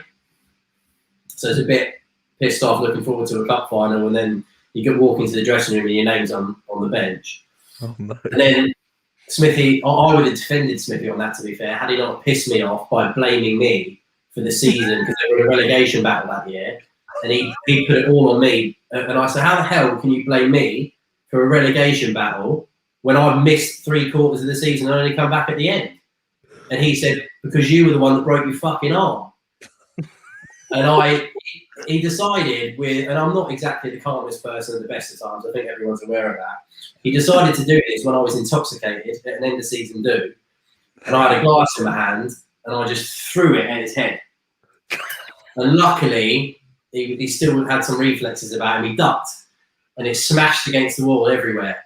And he just looked at the wall, looked at me, and Muzzy was stood there, looked at Muzzy. Muzzy looked at me like, and then Smithy just went, whoa, that's that then, I'm off. And he left the night. He went. The gaffer's gone. Wow. I'm not so sure that I'd have reacted to the answer to Muzzy's question. I'm not so sure I'd have reacted in the same way that Smithy did. No. Shem's put a couple of questions in here. What was it like having a Prem ref for a dad? Well, with the way I play the game, it's quite interesting, really. He got to the point where he refused to come and watch me. Yeah. So it started, really, there was a game, we had an away game in Ipswich once, and this is kind of one of my earlier memories. I only started playing quite late. I played under 10s, was the first time I played football. Right. And I was appalling, but I was a quick learner. And by under 11s, I became pretty good in my position, obviously. Tackle and header and hoof it. And there was an altercation in the middle of a football pitch at under 11s. And there was this guy, or this kid, obviously, same age as me, who was winding me up. And he kept kicking off with various different players on our team. And I told him to wind his neck in 2 or 3 times before. And then he did it again. And I just lost it. And I sprinted. And my dad saw me sprinting from where I was to the centre circle to get to this guy. And he sprinted from the touchline. And at that point, we kind of met in the middle, and literally just as I've got to this guy, my dad has picked me up and bear hugged me, and I'm sitting there swinging my arms at 11 years old, and my dad's holding on to me like, and I'm obviously now embarrassed as well. My dad's just running the football pitch and bear hugging everyone, and you know, you look a bit soft, don't you? And I just remember shouting, "Get off me, Dad! Put me down! Put me down!" And he's like, "Not until you calm down and grow up." That was one of my earliest memories. But he's booked me before. He had to ref me once, and I was the only player that got booked. So that probably sums it up as well. But to be honest, on a serious note, obviously I was a bit spoiled growing up because I got to go to Premier League grounds, and every week, you know, when I wasn't playing, we would travel. You're meeting players and managers like Alex Ferguson, and I was very spoiled growing up. I didn't quite appreciate it at the time, but now I look back and I think, yeah, even though he's a ref and not a player, so it's not quite as cool, but still at the same time, you were definitely spoiled. Yeah. We've had a question in from, where is it, from Ben up here. He's talking about, have you played Sunday League? Obviously, we know you have, and we know what, you know, the stories of Jim. What's the best side you play for, best player, etc.? I'll tell you what, let's talk a bit about Jim. For those who don't know the history and the backstory to it, how did that all kind of start? Talk to us about the kind of origins of it and what sort of happened over the years, etc. It almost never happened, to be honest. So we look back now and we think, thank God we had the conversation. Basically, there was a team called the Bushel, which were a Sunday league side, and probably out of our 20-odd group of close mates that we all had growing up that played for various different sides. Yeah. There was about 7 or 8 of them that played for this team called the Bushel on a Sunday. So we all played Saturdays, some of them played Sundays as well. And it was in trouble. It was about to fold, and some of them really enjoyed it. And they had a conversation with the rest of us and said, look, this team's about to go under. We play for it. It's in Division 1. We really, really enjoy it. We want to carry on, but at the moment we can't. We need someone to run it. It's an opportunity for all of us to play together. And they asked me if I'd consider running it. And at first I was just like, no, why would I do that? And the more we talked about it, the more it was obvious that this was our only opportunity, because of the differences in standards to some of that close group of friends. That it's probably the only team that we could all play together for would be on a Sunday, because otherwise you can't all go to the same Saturday team, even if you were the same level, let alone if you're not all quite the same standard as each other. So we decided to do it, but me being me, I just said to the lads, look, I'm only going to do this. I'm not fucking about. If we're going to do it, I want your full commitment and we do it properly. And I want to see all the other sides, and let's set some targets. And we all sat down and we said, right, the most that this league has ever been won on the bounce is 5. So that's a minimum. We have to do 6 or more. The most Suffolk Cups that a Bury side has ever won was 3. So we need to do more. And by the way, just Matt Hazelton made a point. There's the 4. In case you're wondering, and we set a load of targets that we just had to be the most successful side that there's been from this league, and one of those targets was the National Cup. Yeah, and obviously we're all aware that we got to the final and fell 1 game short, really, but which is a massive regret and shame. But at the same time, it's still another record. No Suffolk side has ever done that, and we played a team that 2 weeks later, 9 out of that starting 11 played in the FA Vars final at Wembley, and I've still got the recording on the TV. And you're counting through all the players, and you're thinking, hang on a minute, we took you to extra time, and it took an own goal in it to beat us. And yet now I'm watching 9 out of the 11 play at Wembley in the FA Vars final, which all the teams around here, certainly in my time of playing, not watching, if you exclude the Sudbury sides that Smithy played for back in the day, haven't managed to achieve that. So were you aware that standard when you played them? Did you? Yeah. Uphill battle or what? Yeah, it was, but in a weird way, it thrilled us a little bit, and that was Gym United. Gym United. The better opposition we played, the better we were. 9 times out of 10. We've had the odd game where we probably not quite rose to that occasion. I can think the year after we went out, I think you guys came to watch and you interviewed me afterwards, didn't you? I did, yeah. And I was really disappointed with our performance, because we actually technically probably had an even better side on paper. But that sums up exactly what Matt was saying last week, and I will reiterate today. It's not always about the quality of the team that you have on paper. You don't play football on paper. It is about that spirit, that camaraderie, your attitude.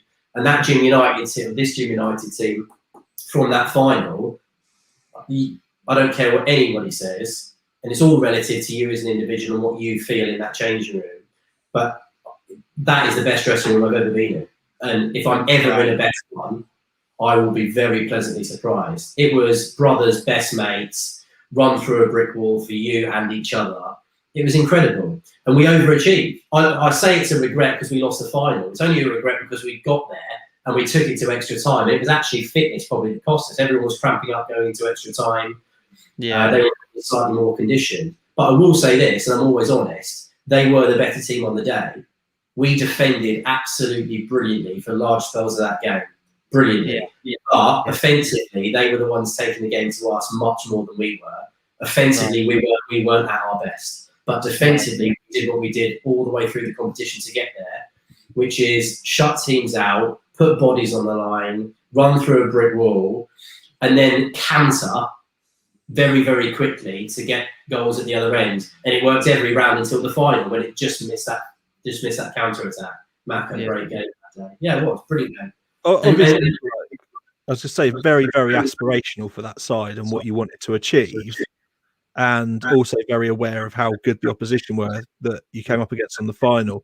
Mixing that in with how good that dressing room was, like at full time on that day, how do you remember feeling when that came to an end? It was the most crazy mix of emotions that I've experienced on a football pitch, to be honest, because you have, on one hand, so much pride that you've got there and that you've broken this record and that you took them to extra time, knowing the standard, knowing what it meant to everyone, looking into the... I mean, Matt Hazleton was actually there, fair play to him. He came to support a Suffolk side in that final, along with a lot of other people. I think we had about 400 people there from our side, travelling up to Sheffield United. I mean, insane, brilliant. And you could hear them all, you could see them all, it was amazing. And then being clapped off after you've lost was incredible. But having said that, you've then got to stand there and watch We Are the Champions being played over the tannoys in the ground, and then watch, you know, the Geordies pick up the trophy for a second consecutive year and celebrate. And you just, all I could feel at that moment is I want that. I want that. And I probably, although I failed, because of that Round Meadow fixture that we just spoke about earlier, I've never been more determined to do something on a football pitch. I watched that celebration and thought, next year, that is us. That is us. And now I know that we can do it, because we could have even done it that day. And the thing that makes me laugh about people when they jab about Sunday football, it's Sunday, it's Sunday. I mean, some people, who do you think you are? You don't play in the Premier League on a Saturday, and yet you want to criticise Sunday football. Have a day off. It's unbelievable. And some of the players that do it wouldn't have got anywhere near my team on a Sunday, but they want to criticise it because they weren't part of the success. That's fine, but that says more about you as a person and your character than it does about Sunday football, in my view. And that whole camaraderie, that team, I wouldn't change that for the world. Best days of my life, without a doubt. Right. I was going to kind of say about the Sunday tag on, with that side of things, because most people see the Sunday side as, the lads turn up after a big session on the Saturday night and people don't really take it too seriously. Why was it so important for you right at the very beginning to set those standards and this is what we're going to win? If we're going to do this, I want to do it properly, because, as I said, there is that side of it where people go, that's the kind of attitude you should be having on a Saturday. The Sunday's more for just enjoying it and being with your mates. Why was it so important for you? To answer all of those points, we did have the same attitude on a Saturday. And why can't you have it both days? I mean, I just am the type of person that if I'm going to waste my time doing something, I'm going to do it properly. If I fail or if I succeed, I'm going to give it my all. Right. Otherwise, what's the point of giving my time's precious to me? If I'm not going to try and win or try and get something from it, I'm not going to do it. I'll go and make money. I'll go and do something that I'm going to get something from. I did it because I got to spend time with my best mates on the pitch and after the game. Yeah. And if I'm going to do that, I want collectively them to experience the same things that drive me, winning. And sometimes you have to, certainly for those first couple of years, bring people along for that ride, get them into that culture of it is important, let's win. But that happened quite quickly with that group. And once you take it, you want more of it. And then it's actually the latter years that, let me give you a challenge here. It's incredibly difficult to motivate people who are not getting paid to get out of bed on a Sunday morning to win a competition that they've won 10 times over. And that's tough. But that group was so hungry, and what kept them going was those records. Otherwise, once you've won something once, why do it again? It's to win it more than anyone's won it before. And we did that in all the competitions. Yeah. Ben's asked the question up on it. What players were at that Gym United side? Is there any names that you can kind of reel off that were in the squad that maybe Ben would know? Yeah, Nathan Clark, Matt Zadrenka, Sam Bond, Ross Bailey, Max Mellinson, Jack Brain, Andrew Wood, Tanner Call, Duncan McAnally, Ben Mayhew. Big names. Cordell Jackson, myself, Charlie Robinson. I'm going to look at the photo now. Macca, Wayne Proctor, Alex McIntosh, Danny White played for a bit, Will Viner. I mean, just some, players that are, and have been at the Stowmarkets, the Thurlow Nunn sides for, a long time. Very, very good team, but not just good players, great mentality. You entered some problems with that though as well, didn't you? In the later seasons, as the league changed the regulation a little bit in terms of who could play and stuff. I remember you talking quite openly about that, but that hampered the team selection a bit, didn't it? Yeah, I mean, it didn't apply to the County Cup or the National Cup, but it did apply to the league. It was a league rule that they brought in. And when they reduced it to, I think it was 1.4 senior players that they reduced it down to, that massively affected our team selection, of course, because at the end of the day, my biggest problem was not, now I can't pick 6 senior players and therefore the game will be more even.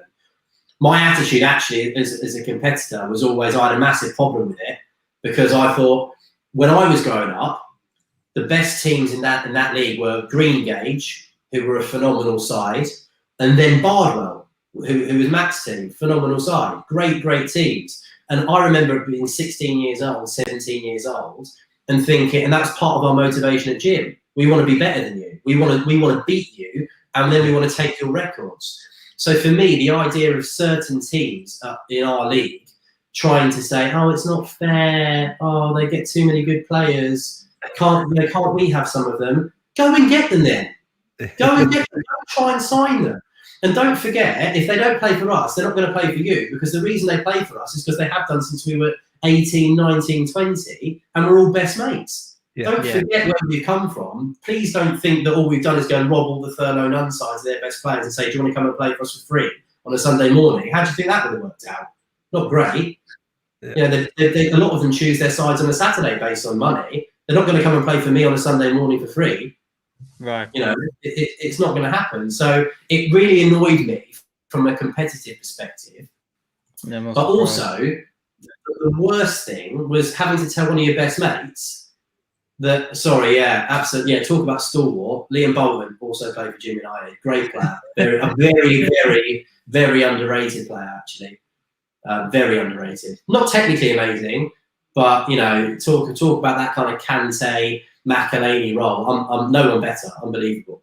But back to the point, you had to tell one of your best mates, you can't even be in the squad this week. Because it wasn't just playing 4 at a time. It was, you can only play 4 the whole day. I can't take one off and bring another one on. So if I start 4 senior players and I take one off, then I have 3. I can't bring another one on. So I was saying to the likes of a Clarkey or a Woody or a Tanner or whatever, you're not in the squad this week. Well, they want to play football with their mates. That's the whole reason we started. And that's not a good position to be in. Plus, when you consider what our squad was at that time when it first happened, we had a massive period of adjustment where we were then forced to go and get some non-senior players just to carry on, just to be able to continue.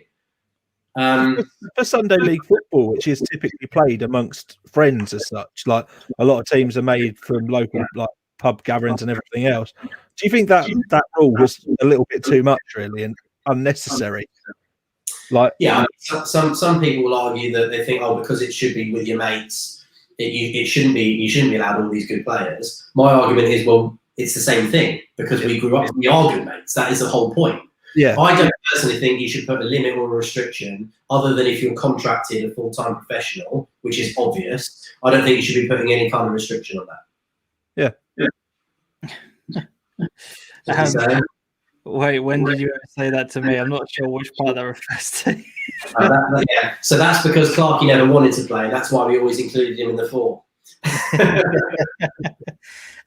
Ben's put on it. Is there any Thurlow Nunn players that you wanted that didn't play, or was it the case of best mates over just sheer quality? Yeah, I don't think we ever did approach random Thurlow players and say, come and play for us. And it didn't happen. No, it was always the group, and it was always organic. So the way that we grew, even by the time that we finished to when we started, about 60% of the squad was the same. You're always going to have some go because they've had a kid or their missus is telling them they're not allowed out of the house anymore, whatever the various reasons are. And you're going to have to replace them with other people. But it was always organic. So, so-and-so's best mate wants to play. Well, he's a mate of maybe one or two in the team and then comes into the group and becomes part of that family. Yeah. But we were also, me in particular, really clear that it had to be a certain personality type. If you were brilliant, but you wouldn't fit in with the group and you wouldn't gel, I'm not taking you, because you're then affecting that whole thing that makes us special, which is that dynamic and that work ethic. You have to really care to have been part of that team. Otherwise, you wouldn't have lasted very long because the other players wouldn't have put up with it either. Simple as that. But there was one player that I do remember having a conversation with about potentially coming over, just because I've always thought he's a phenomenal player, and he can be a bit of a man after my own heart sometimes with the way he plays, and that's Danny Cunningham. I did have a conversation with him once, and cracking player, and he's got a bit of bite about him. I like the way he plays the game, and I think you had it's an exaggeration, under exaggeration, rather. Well, I'll only say a bit because the ones that we had, I mean, he'd have been one of many in that dressing room, and I think he'd have enjoyed it. He's one of many in Kitchener's dressing room, though, to be fair. They've got a few as well. They're quite similar in a way. They want to win.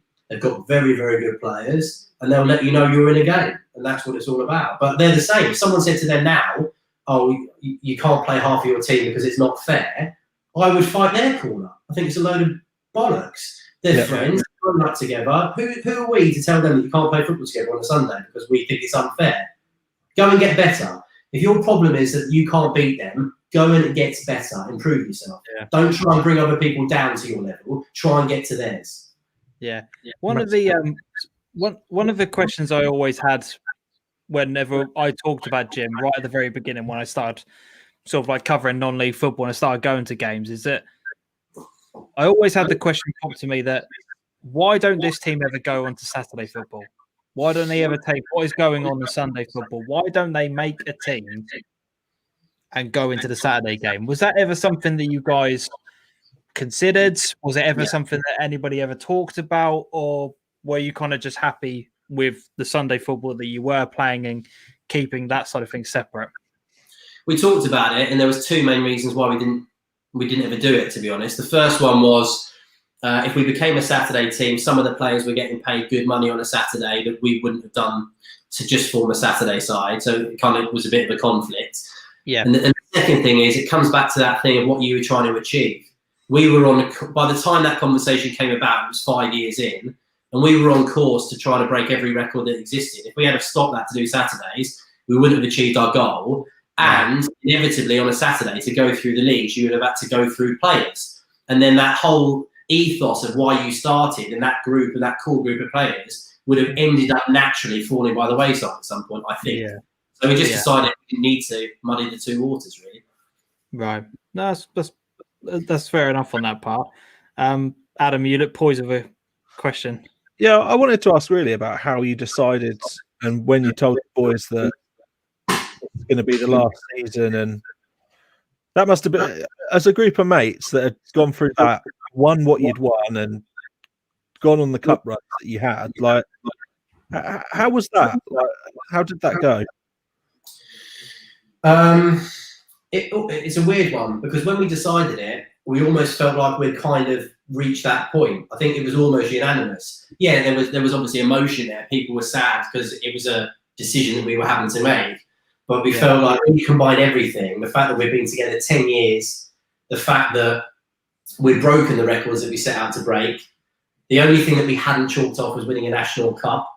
But, in hindsight, we wouldn't have been able to anyway with what's happened. And you just kind of thought, now is the right time. You had the senior player rule. You had tired legs coming in on a Saturday because we're now in our 30s, not our 20s. And it just got to that point where we think we'd rather go out on top. So, let's go out on top and do it on our terms. Having said that, it G'd us up in that final season, but when it happened, when it was over, it was tough. It was emotional. After the Suffolk Cup win, which was our last win, it was around, but it couldn't have been more amazing. Our favourite competition, our local ground at Ram Meadow, and we managed to win that competition for a 4th time in our last ever game. And that was when it hit me. When I got home that evening, and a load of the lads came back here for drinks and some food, that hit me. I thought, wow, that's it. It's over. It's over. And that was a feeling. That was definitely a feeling. Yeah. How did you deal with that? Because can I be really unprofessional? Sorry? Can I be really unprofessional? Yeah. Go for it. I've got such a weak bladder. Can you give me 30 seconds? Yeah, of course, mate. Absolutely. Absolutely fine.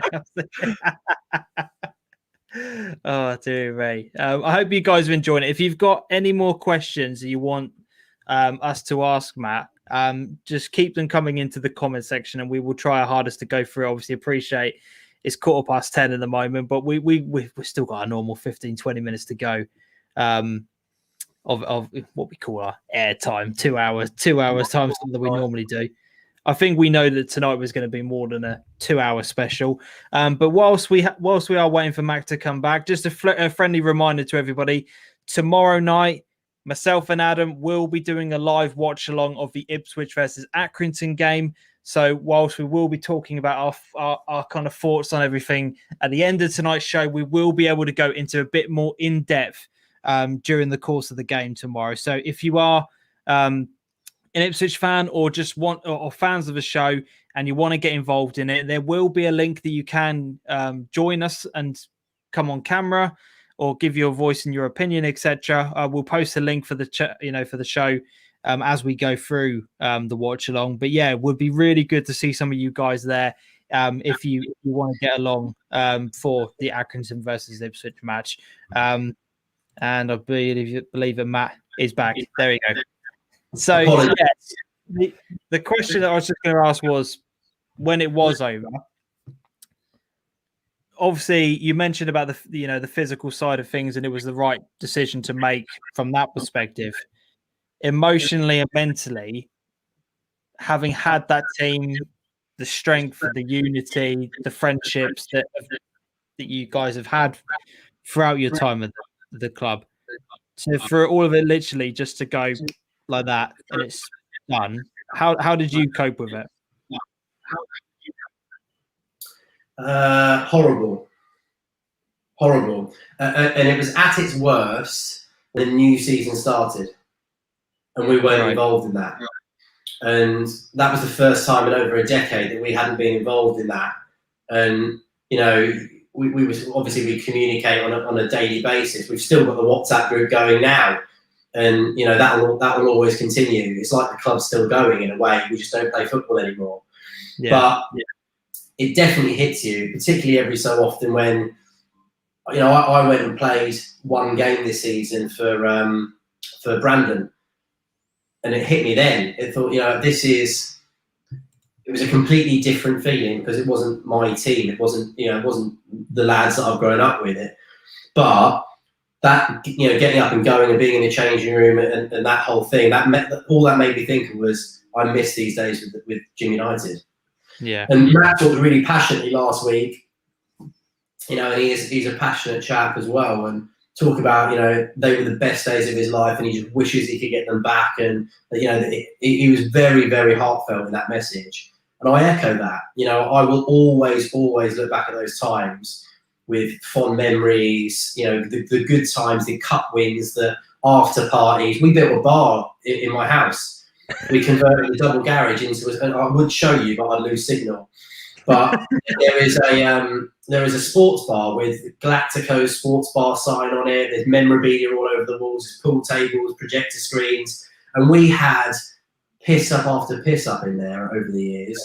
Summer barbecues. It was mental, and you'll never get those days back. You'll never get them back.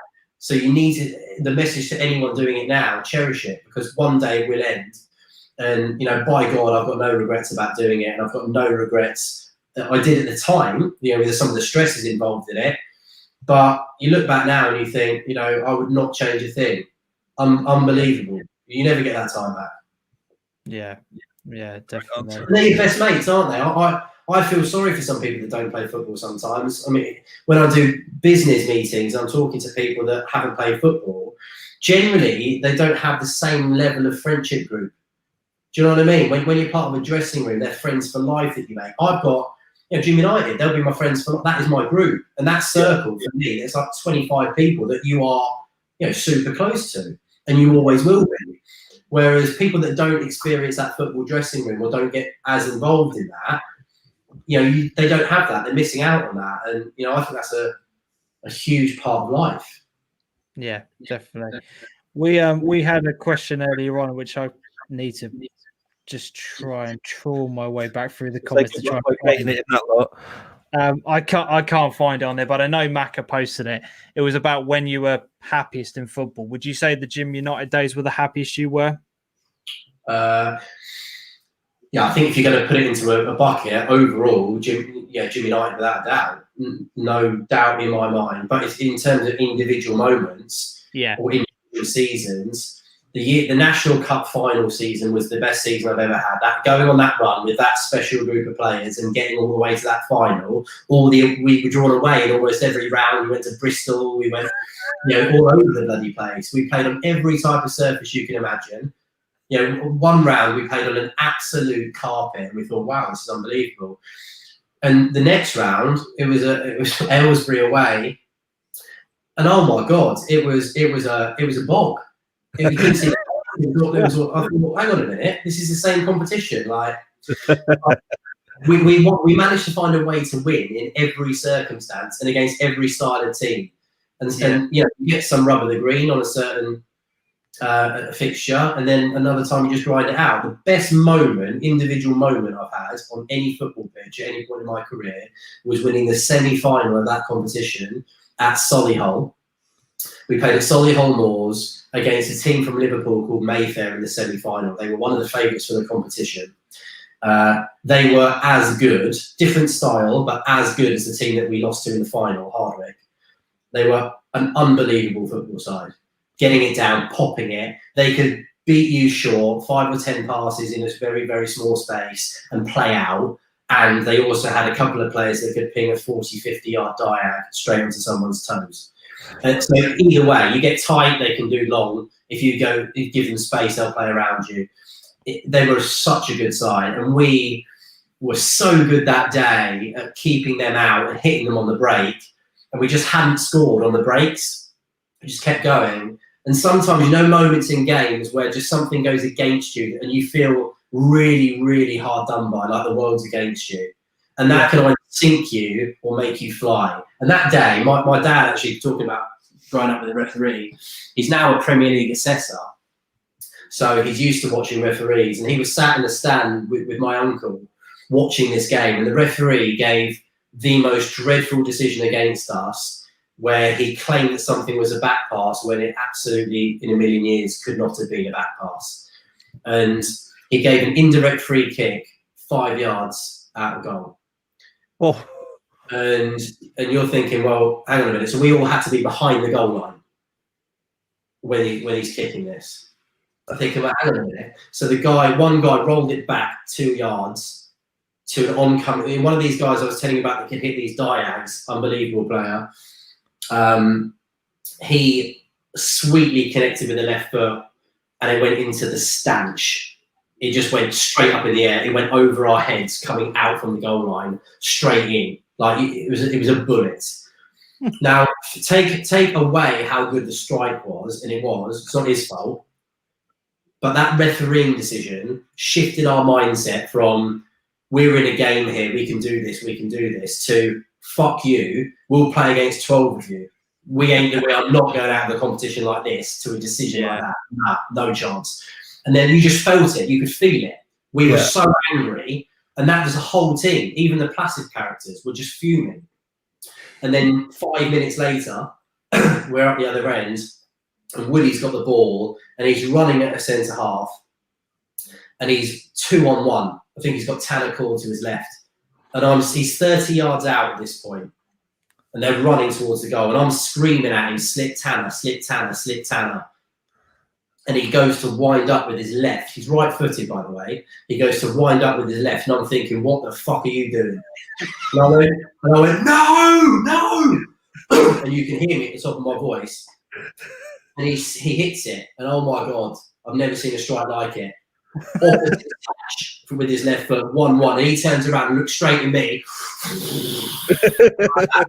You don't get that reaction from Woody. He's so placid, you know, so laid back, and but you know, very lucky chap. If he fell out of the window, he'd go upwards, and that was his way of telling me, you know, what was that, Gaffer?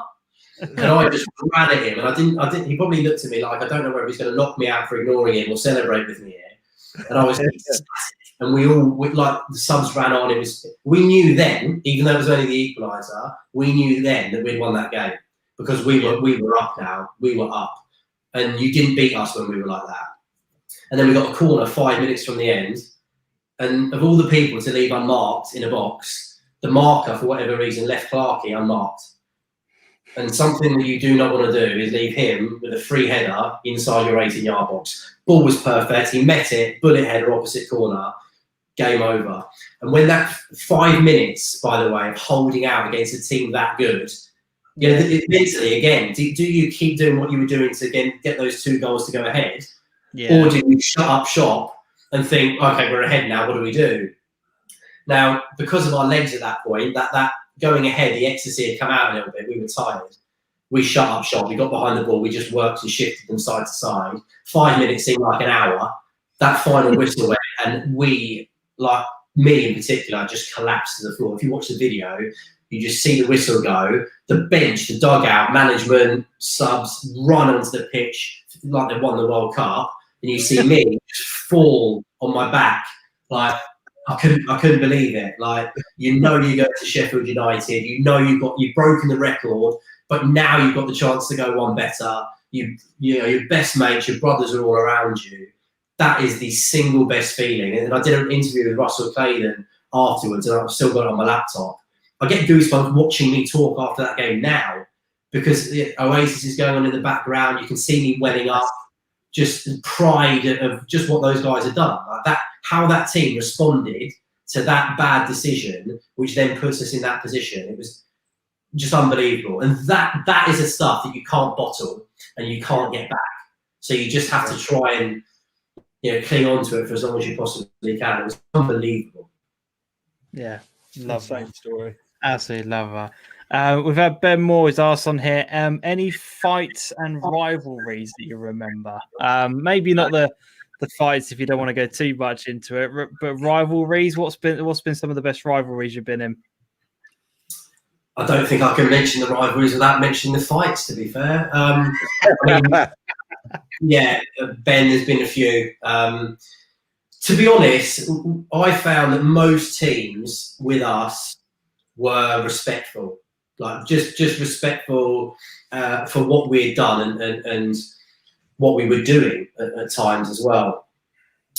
There was one team in our area, in our league, that never found any respect for us, never liked us, and were very public on social media about it. That was the biggest rivalry that we had. They didn't like it, so they made it clear via keyboards, I will add. And that did explode a couple of times onto the pitch. There was one game with 5 red cards in the fixture. There was 300 people watching it on a council estate football pitch, no stands, nothing. The whole perimeter sealed, rows of people back. And the reason why people were interested is because of all the build-up on social media from what they were saying and what we were responding with. And everyone came to that game, not to watch a football match, if I'm honest. I think they came to watch a fight. And they certainly got some entertainment, that is for sure. So that was one. Then a very sour incident, which I'm not proud of, but it was inevitable, and it couldn't be avoided on the day. There was a Suffolk Cup final involving the team I'm talking about. Sorry, Suffolk Cup semi-final involving the team that I'm talking about, playing against another Bury side at Round Meadow. We went to watch, and on the way out, we were met by an angry mob that outnumbered us about 35-5. and one of those 5 had his girlfriend with them, which is great, and decided that they wanted to have a row. So we obliged, and that's probably all I can say on that one, considering they tried to press charges against me. Right. It's amazing when the police contact you when you were actually attacked, isn't it? But there you go. Do you feel that some people kind of took you guys the wrong way for because the persona online, the line that you guys had on your Twitter thing? Do you think? Yeah, that's it. Do you think some people just kind of just instantly took a disliking to you before they'd even kind of met you guys? Because it did seem like from the outside it was very much you against the entire world kind of mentality about the club. Yeah. So some of that was on purpose, I've got to admit. Psychologically, if people think everyone's against you, they'll fight everyone, and you're more likely to win. Jose Mourinho sides, Alex Ferguson sides, that is always siege mentality. You're either with us or against us, and if you're against us, good luck. That was my philosophy. I do think though, to balance that, a lot of people playfully took not arrogant, just better. Like there was lots. We were cocky, you're right. There is lots of people locally and teams locally that whilst they'd be like, "Oh, not arrogant, just better," and play with it, we took that as being relatively playful. It was only when people were disrespectful and offensive that we ever took that badly ourselves. We could have banter when they go with anyone, and like I say, there was only one team that I can ever remember doing that. Everyone else was respectful, playful, and you can take that. We always had a wry smile that, you know, when a team that wasn't from this area would beat us. So usually in the National Cup, if we'd ever gone out of the National Cup, Hardwick didn't do it, by the way, but if we'd ever gone out of the National Cup, the first tweet you'd see from one of the players that played for that team and tagged their team in it would be hashtag not arrogant, just better. I mean, you're going to get that. If you put that on your shirt and someone beats you, they're going to say that, right? And that's fine. Well done, you beat us. Congratulations. We'll see you next year. But that's just the way that it goes, isn't it? We were certainly happy with that us against you atmosphere. But also, in the very first couple of years, we had some big playful banter characters in this team that wanted stuff like that. We had Stuart Logan, great player, really technically gifted. Obviously, his brother, you know, has been a professional with Exeter and Ipswich and Peterborough. Yeah, really good guys. But Stu was the wind-up king, to the point where he would get us into scraps on a night out because he's been stoking stuff up in a bar that you knew nothing about. Next thing you know, someone's trying to have a row and you just want to defend your mate. You find out afterwards why you're about to get involved in a row, and it's because he's actually started it. You thought you were defending him, he's kicked it all off. That's just what he was like. And that whole not arrogant, not better thing, he played on that massively while he was with the club, and just for a reaction. I think those days when we had Stu, those first couple of years, people had more of an issue with Jim United because they thought that was us, versus that last 5 or 6 years when actually I think people realised that we weren't arrogant and big time Charlies. We were just a group of mates that wanted to play football. But yeah, we took it seriously on the field. Yeah.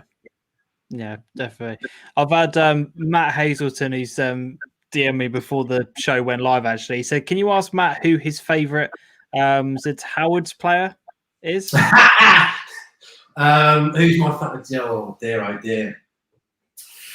Of all time, I'm going to say Steve Chandler, probably. Thought he was a very good centre forward. And anyone from the modern era, no comment.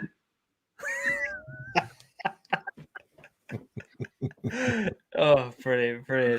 Liam Hume, nice guy. Let's say Liam Hume. He's a nice guy. I think I had one or two more questions, Adam. Is there anything else you wanted to ask? I'm just going to try and stroll through my DMs on there. It's been quite a nice change having a bit of a journey through Sunday football. It's not something that we'll get much of a chance to do here, and obviously because you've had success through it as well and seen later stages of the national competitions, it's quite nice to talk about it. And actually, like, he speaks so honestly about how good the team were that you played against in the finals as well. Like, obviously for Suffolk, it would have been amazing, wouldn't it, if that would have come home? Like, it'd been huge. But unbelievable. would you obviously, if there's anyone else that, like, in your Thetford team that's thinking of doing a similar thing, would you like to go back into Sunday management and give it another crack? I don't think so. Now that I'm doing Saturdays, I think if I ever stop Saturdays, I would do it again. Yeah. But right now, no. I think if I wasn't doing Thetford at the time, because there was obviously like a year doing both. Yeah. And if I wasn't doing Thetford, I may have actually given a bit more into persuading the lads to just go another year with Jim. Okay. Obviously, knowing what we know now, it couldn't account for a lot anyway. But no, I probably would have done that. But doing Thetford as well and thinking that you would have both responsibilities when one's become a bit more of a, the time's up probably scenario, it just didn't seem as appealing. And also, going back into it now, the whole reason I did it was for my mates. I wanted them to win stuff. I wanted them to hold all of these records. I wanted them to grow up with their kids playing Sunday football around here and saying, oh, Jim United won that 10 times.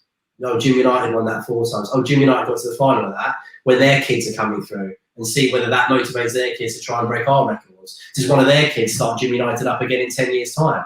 I mean, that'd be amazing. Brilliant. Carry it on. Obviously, they can't have a franchise name unless they're good enough to win it. Otherwise, they will not. Brilliant. I can't find the DM that I had, but I did have somebody asking me during the week, when do you think you'll make the step into full-time management? Has there been any points during this past year where you thought maybe that's the time to kind of hang up the boots, etc.? I think a lot of it for me depends on 2 things. The first one is how long have my legs got playing this level. While I feel like I can improve the team on the pitch, I will make myself available to be selected for the pitch, obviously by me. Right. But that's one thing. The other thing is, when I feel like I don't need to be in the dugout, then I can allow myself to go back onto being on the pitch, like in those Jim United days, like with Thetford last year. I mean, if you look at Thetford last year, when we had 11 wins out of 12 or whatever it was, and I was playing all of those games, and it was no problem. Everyone knew their job, but we had a different system, probably an easier system to play in a more rigid way. We were playing 4-5-1. We were counter-attacking. We were very difficult to break down. This season, we've switched it. This season, we've gone for a possession retention system, then into a offensive counter-attacking system rather than a solid break system. So it's more to get the heads around in terms of certain personnel. When I feel I can do that and not need to be on them 24/7 on the pitch anyway, then I can do that. But if that takes a period of time, and that period of time is a year, and then I don't think I can add or improve on the pitch. I'm not going to play just because it won't drop the level. I'm only going to play if I think it improves the team, not if it just maintains it. Otherwise, I can be a sub and come on if needed. So that's kind of my mentality with it. Yeah. And another question I did have, which again I can't seem to find, I don't know why. So apologies to whoever it was that sent it to me. I'm sure I'll find after the show. During the question that was asked was basically during the time this year when there was a lot of media attention on yourself, particularly from Sky Sports, etc. How did you cope with that from a mental sort of health perspective? Was there any sort of challenging times during that press attention? Because it must have been a bit of a strange situation for yourself to kind of have that spotlight directed on you when I think the story was kind of already revealed before this, wasn't it? And Sky found it and then picked it up again, didn't they? Yeah, I mean, so to put it all into a bit of a nutshell, I realised quite late on that I was gay. I didn't realise I was 31. And then it took me a few months to kind of process it, accept it, be sure myself, because it was a big change. Yeah. And then I slowly told people close to me over a period of 9 months or so. Yeah. And then I told Instagram, which is basically telling the world, isn't it? Or the world that's relevant to you. After I told my family, my parents, which is the most difficult conversation, my football teams, etc., I then told Instagram, and that was July 2019, was it? It was a year later that Sky Sports got hold of that story. And that was probably only triggered by Liam, who's a reporter for the Bury Free Press and a few other local media outlets. He wrote a story because he found out about it late. Then he wrote a story 3 months before that. And John at Sky Sports, really, really good reporter, saw that story and contacted me out of the blue. At first, I thought it was a bit of a wind-up. I thought Sky Sports News want to talk to me about, well, I don't know, it can't be that bad a relegation battle, can it? Jesus. At first, you know, the chairman had leaked a story that I was on the verge of getting the push or something, and then the first exclusive. But no, he was great, and to be honest, there wasn't any pressure or nerves or anything. He handled it really well, and what sold me on it, because at first I thought, well, why would I want to talk about that nationally and publicly? But then it became quite clear, actually, it's not for me. It's for other people, because I know that for me, for my own reasons, it wasn't the easiest time, particularly in that period of time where you hadn't told anyone or you'd only told one person. Because you change, don't forget, for me at 31, your character's established, your personality's established, everyone has an impression of you, good or bad. And this, although it doesn't change any of those things in the real world, perception is different. So I wasn't what people would associate, and this is part of the problem that we'll get onto, but people stereotype, and people like to put people into buckets and boxes. And unfortunately, masculinity is one of the biggest stereotypes in this country, and it affects people in lots and lots of different ways. What is it to be a man? What does masculine mean? You know, people have this perception where to be tough, you can't have feelings, or straight men are stronger than gay men. Or, you know, what does that mean? And this stereotype for a gay man historically is either a bit more feminine or not strong, or doesn't play sport, you know, they skip PE at school. All of these things actually are not true. But that is a stereotype that a lot of society has, and that's what makes it so difficult. And people ask why the female game is so much further forward than the men's game in terms of football for being out. Well, that's why. Because unfortunately, and this is completely wrong, but it's true, the stereotype is that if you are a female playing football, you are probably a lesbian. Completely untrue, but if it's already assumed, then people don't have an issue confirming it. Well, people think I'm a lesbian anyway, I am, so let's tell the world, no problem. Even if they're not, they're getting accused of it. In men's game, it's the opposite. You can't be gay because you're a footballer. Hang on a minute. What? Now, what I'm trying to do is break that stereotype, and that's why I'm happy to do all the articles and the interviews and stuff in the world, because it helps to break that down. I am not a pretty silky left winger, you know, who is 3 stone wet through and very skillful. I'm the opposite. You know, I'm going to hit you hard. You're going to know about it, but I can't do step overs. If I tried, I'd fall over. I am not that stereotype. So what I'm hoping is that people start to see that, and it already seems to be the case. Like people are certainly improving and evolving their opinions around it locally. I've seen already. I think the most important message is there is this perception you can't be out if you're a gay man in football because of the abuse you'll get. Well, I can say, rather than talking about could be, what might have been, what may be, I can only talk in my experience, which is therefore fact for me. I have had not a single person give me any abuse, say anything untoward, and I include opposition managers, opposition players, and opposition fans in that, which would always be the biggest concern. It's actually been the opposite. The amount of people that have given me praise and respect for being brave or telling my story or owning it or whatever else, I would like to get to a point where you're not praised for just being real and being yourself.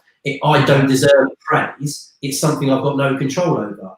It took me a while to realise it, granted, but once I did, I don't have a choice. Oh, I don't want to be gay today. If anyone had the choice, realistically, and this is another problem, people think it is a choice, who in their right mind would choose it, bearing in mind where society is? I certainly wouldn't. That's not because I'm ashamed of it. That's not because there's anything wrong with it, because there isn't. And if anyone thinks otherwise, more than welcome to pick up the phone to me and have a conversation. But the reality is, you would change it because of that misconception and those preconceived ideas that people have, and it's not worth the stress. But the more people that do own that, the more normal that will become. At the moment, it's still a bit of a taboo. The fact that I am the highest playing player in the UK to be openly gay, and I am far from Cristiano Ronaldo, sums up the problem with the game, right? Absolutely. Because there are, God knows how many players better than me out there that are probably living in secret, not feeling comfortable or confident enough to be able to deliver that to their club, their teammates, or the world. And that's a very sad part of society. But what I can say to anyone listening is, I think that in this country, in this sport, if you do and you want to, you'll get a positive reaction. And that's absolutely what I've had. And the thing that's really made a difference to me, I'm the type of person that, and maybe it's arrogance, but I feel like I've got broad shoulders. And that, if people were going to give me a negative reaction, I'm big enough to take it. That's fine. I would have always assumed it would have been from a safe distance. But, that is what it is. What I've learned is that other people who aren't that confident or do care more about being open to that kind of abuse or criticism, or even subtle things like people changing how they interact with you subtly. Now, none of that's happened with me at all. None of it. And I don't think it would happen to many other people. But the thing that's really got me in here is the amount of messages, particularly since Sky Sports, The Times, ITV, BBC have done these big scale interviews and reports on it. Yeah. The floodgates have kind of almost opened into my DMs about young men and older men in some cases as well, who have either gone through this and suffered the pain and the consequences. Some family members who people related to them have taken their lives because they couldn't deal with it or didn't think that the world would accept them. And then other people who are even there was one recently just starting out in the game that felt that they had to either quit the sport or not come out. That was the choice. Now, for me, that's devastating. And that's robbing all of us, because if they quit, they've robbed themselves of their passion, their hobby, the thing that they enjoy. Potentially, depending on how good they are, they've robbed all of us who just want to see good football. Yeah. That could be the next Messi, the next Ronaldo. And yet we're not going to oversee them because they were born gay and they don't feel comfortable in that environment. We change that. And that's not just the FA. That is us as a culture and a society, and particularly football fans, making sure that everybody knows that, accept is such a bad word for it, or we're accepting. There's nothing to accept. We just need to be welcoming and open and make sure that everybody knows that it is a safe environment and they're not going to be judged. They're not going to be criticised or treated differently or abused. And when we get to that point, we'll be in a very, very good place. Until then, there's a lot of work. You found it to break those stereotypes down in your own mind. You spoke about the period of 2 or 3 months in between your own realisation to the point where you started discussing it with your close friends and family. Was that really a period where you sort of broke that thought process down? And if so, how did you do it? Yeah, I think part of the problem with me, because it took me so long to work it out, I think part of the reason for that was actually these stereotypes in my environment. I grew up with a very religious mum from Belfast. She was an amazing mother, but she was strict and she was hot-headed and she was a disciplinarian and she was extremely religious. My dad, old school guy who was obviously, as you know, involved in professional football. Yeah. Again, a category that if you're going to stereotype, you wouldn't look at those two and think, oh, that's a wonderful environment for a gay guy to grow up in. That and a heavily dominated childhood of sport and combat and everything else. It wasn't that I denied that part of myself consciously, but I am sure that there was something that made me subconsciously stop myself from realizing that. Yeah, that has to be the case until later in life, when actually it's put right in front of you and you think, oh, hang on a minute, this is a bit odd, and then you realize. And that's when you have to start to break down these stereotypes in your upbringing. And that's, I'm sure that happened in so many cases. But for me, even now, there are little things that, you know, you can feel like society has done to you that you have to undo yourself, that you're not comfortable with. I'm still the same Matt as I was before in a lot of cases. I'm now in a relationship, and I've been bought flowers twice now since that relationship started. Now, for me, that's odd. I'm not going to lie. The first time, I remember I got a delivery, and I was like, what the fuck are these? And I read the note, and it was a really nice note. And I felt incredibly guilty because I was far from grateful. I should have been. I should have been like, that's really sweet. Thanks. I appreciate it. My reaction was, oh, never been bought flowers before. Thanks. Like that reaction is not because I'm a heartless git, and it isn't because he did anything wrong. It's because, to me, I'm not used to receiving flowers, and I find it a bit odd. Do you know what I mean? But that's a problem with me that society has created, because again, it comes back to the stereotype. Men give flowers. Men don't get flowers. What, you know, you should have bought me a football, or you know, I but it's almost like you've got to make your own societal adjustments. You do. To be the person that you are. But what you're saying is that those should never be there, and I get that. Yeah, completely. But we have to get to that point, right? And this is the other thing, that I don't sit right on that far left of, oh, you can't do this, you can't do that. This should all stop immediately. That's not real life. You have to take people on the journey. And to do that, there needs to be some education around what's acceptable and what's not, but also why they're not acceptable.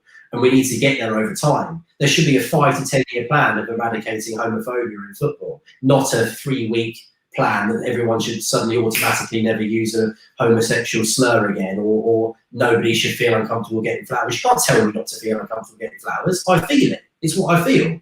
But I shouldn't. And I'm working on it. And that is where we need to get to. The one thing for me that's been really, really evident is, and I was as guilty as anyone, the slurs that I just talked about. In a dressing room, it is as common as saying hi or and or it. Like every time somebody does something wrong, bad, dodgy, you'll get called gay, bender, puff, you know, fairy, whatever. And it's all unacceptable. But it was never consciously unacceptable because it never came from a place of malice. Like I use those terms, and never once have I used them because I'm homophobic.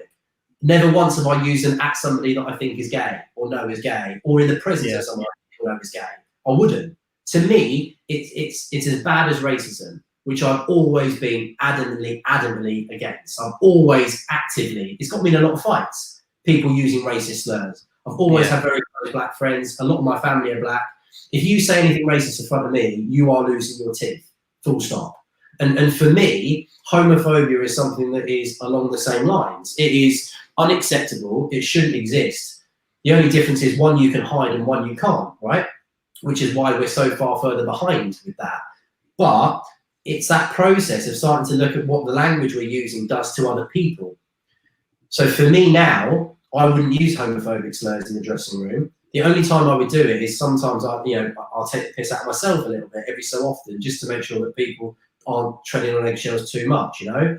But there is a line, and some people would say I'm wrong for that, but that's just me. That's just how I'm dealing with it. But for me, nobody has used any of those slurs since I've come out. And doesn't that tell you everything? So before, because they're not thinking about it, they've used them all the time. Since, not one person has used any of those words around me. And I include opponents in that. Opponents who would have actually called me a puff or gay before, because I pay attention to, you know, the way that I look or that my hair's done or whatever. Just people trying to get under your skin. It's because they're hot-headed, trying to get me sent off. Those same people, since I've come out, have sent me personal messages of empathy, praise, respect, and not once since have ever called me anything like that. And, you know, I would do everything I can not to react to it on the pitch. I would inevitably react to it off it. But at the same time, you have to start to create this culture that we're not using that. Because it's not for people like me. It's actually for somebody who could be in your dressing room at 17, 18, trying to break into the first team, and all they hear as a closeted gay guy growing up from the teammates that they want to be part of, from the team that they want to break into, is gay this, you're a puff, fairy that. And they think incorrectly that that's coming from a place of malice. They think that that's because these teammates wouldn't accept them, think being gay is wrong, don't like it, wouldn't accept it. They're completely wrong. They're completely wrong, because I was in a dressing room like that, and every dressing room is like that. But now that they know that they're in a dressing room with a gay guy, they're exactly the same with me. They treat me exactly the same. The only thing that they change is the slurs that they use that they know will cause offence. And that is all about being conscious about what you're saying versus what we grew up saying in a playground from a very young age to each other. And the more people that are consciously aware of the language that they use, the quicker that we will get to a better place in terms of change, and the more accepted people will feel about coming out when they're 16, 17, 18, trying to break into the dressing room. Because that is now the generation that we're trying to affect. We don't want these people taking their lives. We don't want these people quitting the sport. We don't want these people dealing with mental health issues because they're bottling them up. We want these people to feel accepted. We want these people to feel part of it. And we want these people to feel like they will be selected for that team based on their ability, not on their sexuality. Yeah. Do you sorry, Adam. Just that's fantastically well said. And put in terms of how things really should be, and people should feel confident in themselves. Yeah, I was just gonna, finally kind of ask on that one. In terms of this year, with there not being any fans in the ground and no one to kind of answer to, and not getting the abuse potentially that people are scared of, are you surprised at all that nobody higher up in the game has kind of used the opportunity that there aren't any fans and maybe the kind of story will just calm down after a while? Are you surprised that nobody has openly came out at the higher levels of the game whilst football is in the current situation that it's in? Because I don't know, and this might just be a completely wrong remark to make. If somebody was going to do it, now is probably the best time to do it, because in 3 or 4 months' time, that story is forgotten about.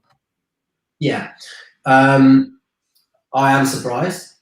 Yeah, I'd agree with the comment. I do think that if for anybody that's worried about a reaction or a consequence, there probably isn't a better time, or there hasn't been a better time. I can't disagree with that either. But people will do it when they're ready. And I don't think that we as a society should crave for, I mean, you see it on the front page of the Sun all the time, don't you? Or mystery gay player going to come out, never happens. Yeah, I remember seeing those ago.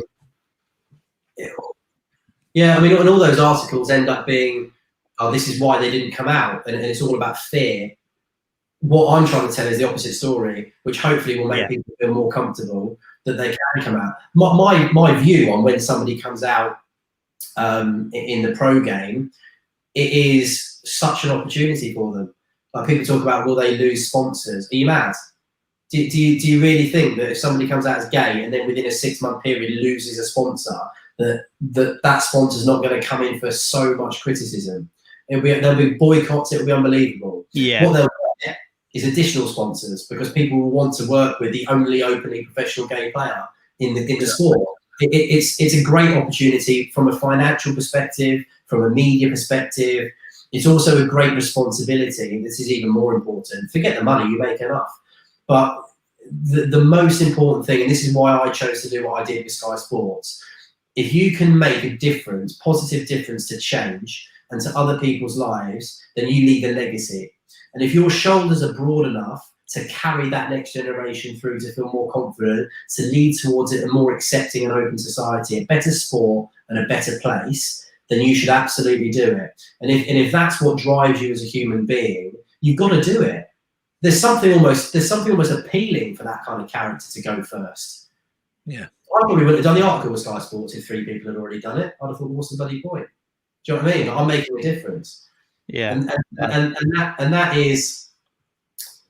that's something that you can't get back. And I would just say to anybody that's thinking about it at that level of the game, you are going to make such an impact and such a difference to so many people. And we still talk about Justin Fashanu 30 years on. Yep.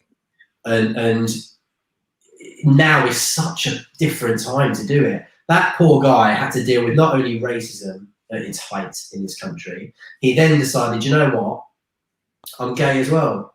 I mean, talk about balls and broad shoulders, unbelievable, unbelievable. And unfortunately, that strain and that stress, it took its toll. But 30 years later, we're in a far, far different society. I'm living proof of that. And I think that now the opportunity is there for someone to continue the amazing work that he started 30 years ago. Yeah. Yeah. Well said. Well said. Matt, it's been absolutely pleasure having you on the show tonight and talking through Jim, Jim and your playing days and everything in between. Just one final thing. Who do you support, Matt? Just out of curiosity. Let me answer that question by showing you that in the corner there. Okay, Manchester United. Okay. I was going to say, if it was Ipswich, I'd love to get your current thoughts on what's going on at Pullman Road before we kind of wrap up. Yeah, I've only got a very, very mild opinion on it because I've always been taught that if you don't have an informed opinion, don't have one at all. And I'm not informed enough about Ipswich to start having a passionate discussion around what's going on, what's been going on, and whether it's the right decision or not. I can only say that looking at the results and what's been going on, it was inevitable and it's about time. But when you make a decision like that, you've got to have a plan of what's next. It can't just be the same thing. So if you're making a change, it has to be a change for improvement, right? So it'd be interesting to see who comes in next. Adam mentioned before about the rumours around the takeover. Is that going to be a positive or a negative? That's one thing that you've got to look at before you start getting too excited. And that's also a change now with the management as well as the ownership of that club. So there's so many things that club needs to get right. Otherwise, things could get even worse. And I was talking earlier to Chef Kikuchi, who we do a lot of work with, really good guy. And he was obviously playing up front for Ipswich and Newcastle and Crystal Palace and lots of other places. And you can tell that Ipswich is one of those clubs that when you play for it, you have an affection for it. It is just that kind of culture. And it's devastating for these former legends of that club who have played in the Premier League and the Championship with Ipswich Town to look at it now and think, how the hell has that happened? Yeah. And let alone, before my time when the players and the fans around the Bobby Robson times at Ipswich Town, what they must be thinking. Yeah. But you've got to put it into perspective. I don't think you can automatically. I saw some tweet today about we've gone from Alf Ramsey and Bobby Robson to Paul Lambert. And I'm thinking, well, yeah, but you haven't done that overnight. So there is context to this. I'm a Man United fan. I'm not expecting us to win the league. I'm not sitting here saying we've gone from Alex Ferguson to Ole Gunnar Solskjaer. We've had some great managers. Hopefully Ollie becomes the next Sir Alex, and if not, hopefully we get to a point where somebody else can fill that void. But there's a process to everything. There's too much of football now is about immediate and overnight. You need to get everything, all the basics and the fundamentals in place first. That requires patience from fans. And you can't expect just because you've had a shit couple of years that this next decision means that success will come overnight. You are starting again.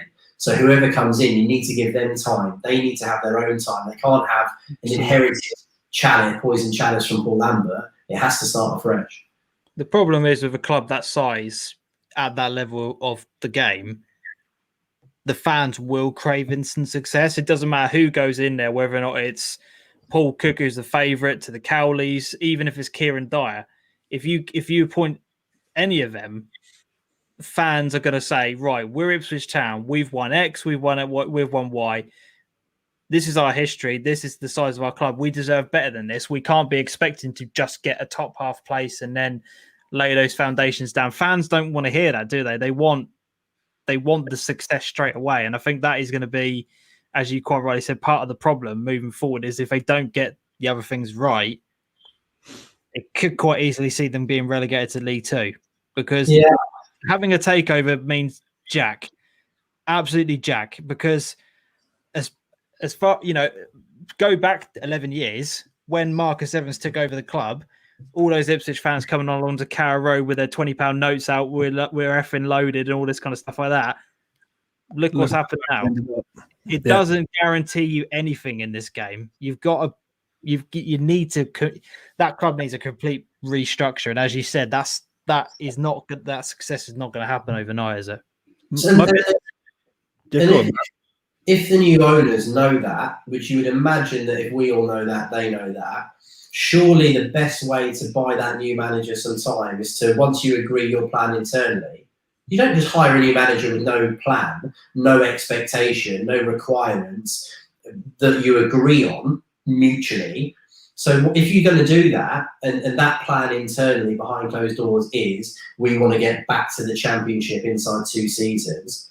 Okay, if you make that public, this is what this manager's being judged on, we're financing the plan that we've agreed on, then actually you technically, provided there's not a massive backlash, you technically buy yourself time for that manager to do that, achieve that game plan. If I was a fan, an Ipswich fan, and they came out next week with a new manager and a new owner and said, right, it's a bit of a mess, completely agree and see your frustrations. We have a 2-year plan to get back into the championship.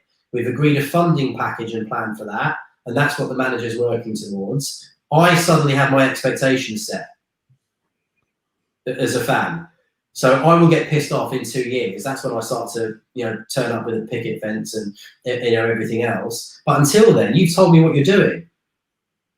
As long as we're not going backwards and we're progressing towards that, which, by the way, at the moment is not particularly difficult to do, then you're surely seeing that success. But success doesn't mean winning that league immediately or getting to the championship straight away. Success is, this is our goal, this is our time frame, and we're getting there. That's success. Yeah. It's just been steady regression for the last 21 years. And I think that is absolutely typical of one of the points that you make, that the change needs to be much deeper than just the manager. Yeah. And a takeover could do that, but it could also go the other way. Like, it could end up just stagnating you where you are. All it means is that someone else with different ideas will be running the club. It doesn't mean that having a takeover doesn't mean someone's going to come and pump £30 million into your transfer fund every month. Yeah. Do you know what I mean? Just sort of keep you buoyant the whole time. Too many people get obsessed with the fact that Man City once upon a time had someone come over from Dubai, and all of a sudden they are where they are now after, year on year massive transfer sort of funding. Yeah. That it can be completely different. Yeah. But you saw how long it took them to get their success, even when they were pumping all that money in. And they still haven't won the Champions League with it. They went through the Robinhos, the Alanos, all those kind of players that didn't work. And then eventually they did, Santa Cruz, bloody hell, another name just popped into my head. Jesus Christ, what the hell were they thinking with that one? But do you know what I mean? Like, there's like you said, you can buy the best 11 players from any league. It doesn't necessarily mean that you are gonna all of a sudden things are gonna start turning around and start performing well. So it doesn't mean anything really. Like you said, you've got to start that. Well, they have to start looking at, right, we need to restructure the scouting, the negotiation parts of it. We need to get a proper academy side of things in as well. Oh, Adam's back in the room. There's a lot of things that they need to do, and like you said, it's not just going to happen straight away overnight. It's funny you mentioned Man City. When they first got taken over, and you can imagine what this was like as a Man United fan. I actually got the contract to redo their training ground, and we designed all their training ground and their gym and everything. And Mark Hughes was the manager at the time. And so for me, it was kind of bittersweet because this Man United legend was in charge and I got to work with him. But at the same time, he was in charge of our arch rival, well, apart from Liverpool, our arch rivals, our noisy neighbours, if you like. Yeah. And I just remember being around at that time when the new signings every week. And you mentioned Robinho, they signed him, and I thought, oh, you're taking the piss now. It was constant. And there was a buzz around the place. But even then, I can only tell you what happened behind the scenes. The discussions that they were having were long-term plans. They were working on the training ground. That training ground, they were putting $5 million into it, and they were going to knock it down in a year's time because they were building at the same time. They were just getting the training ground that they were in up to scratch. It backed onto United's training ground at Carrington. But then they were building the other training ground at the same time, which was going to take 2 years to build. And that was going to be this new centre of football for the city. Yeah. And, you know, that is planning for the future as well. They were getting an academy in place, and they actually now have a great academy. They bring loads of youth through that system, so that their plan is, we'll buy some short-term success for the next 10, 15 years. But then after that, we want to be sustainable. We want to be like West Ham back in the day, bringing all the best talent through. Yeah. But because we're the big club, we'll keep them when we want to. And you can see that they're going to reap the rewards from that. And you get a manager like Pep Guardiola, and that's the cherry on the top, isn't it? Yeah. Ipswich just needs to be patient no matter what happens. You need to be realistic and you need to be patient. Yeah, this is there. But will fans allow that, Adam? That's the thing. No, because it's Ipswich fans. It's almost a prerogative that we won the UEFA Cup once, so we should be in the Premier League. And that's going to take many years to wash out of people's minds, because those days were so good for the club. Yeah. So to be at a point where you're so good and riding so high to a point where you are now, and the supporter base can still remember both, is a huge issue. Yeah. Because you're always going to want people to aspire to the times that they can remember where things are best. Whereas now, week on week, you're hitting all-time lows. And in football, your career is not very long, and your career is made even shorter if you can't string a few wins together. And okay, Paul Cook could come in, say he's the leading candidate. Paul Cook could come in, he's got a great record. That does not mean he will be a good manager at Ipswich. That means that he's made it work elsewhere. How he gets on with whoever's put in charge, with whatever players decide they're going to turn up and play for him, because half of them have been exiled to the under-23s as it is now, and how he fits in with the remaining structure at the club, no one knows. Every Ipswich fan would give him his best backing and say all the best to him. But you've only got to look at when Paul Hurst came in. I think he had about 13 or 14 games. But before he came there, everyone thought he was going to be the new Messiah because he'd made it work elsewhere. Yeah. And he's the perfect example of someone that just absolutely flopped. That was the same as Roy Keane. Yeah. Everyone thought you were going to challenge for the title and get back in the Prem. And I mean, he couldn't have failed more, really. And that went very sour. But you're right, because it's different clubs, different owners, different scenarios, and things gel at one place and not at another. Roy Keane, don't forget the job he did with Sunderland. They were in trouble dropping out the Championship. He took over in the same season, won the league, got promoted to the league and stayed in it. I think they finished 8th or something that first season. And then obviously he came to Ipswich, and absolute excitement throughout the whole area. I remember when it happened, and everyone, I was excited because I'm a United fan and Keane was my hero. But all the Ipswich fans were going nuts. We're going to do this, we're going to do that, because they'd seen what he did at Sunderland, and he was Roy Keane, right? And it didn't work out, and then all of a sudden he's an atrocious manager. It's awful. But how many people can Ipswich fans label an atrocious manager? Mick McCarthy, everyone wanted him gone. Be careful what you wish for. Yeah, you look back now and you think McCarthy, on the budget that he was clearly being fed, or drip fed even, by Evans at the time, because he was having nothing to work with and players were having to be sold as well. Effectively, did he overachieve? I know it all went sour at the end, and you mustn't forget that. Like, it just, through one means or another, it wasn't working. But again, I can't help but feel like it was a case of fans expecting more than perhaps they could have actually have got from that team. And I think that the main fault in his entire reign was the fact that Evans didn't give him a bit of extra cash to invest when he was top of the league at Christmas. And we ended up in the playoffs. And you look back and it's small margins in those leagues, but they're tough to get out of. And Completely. That's it.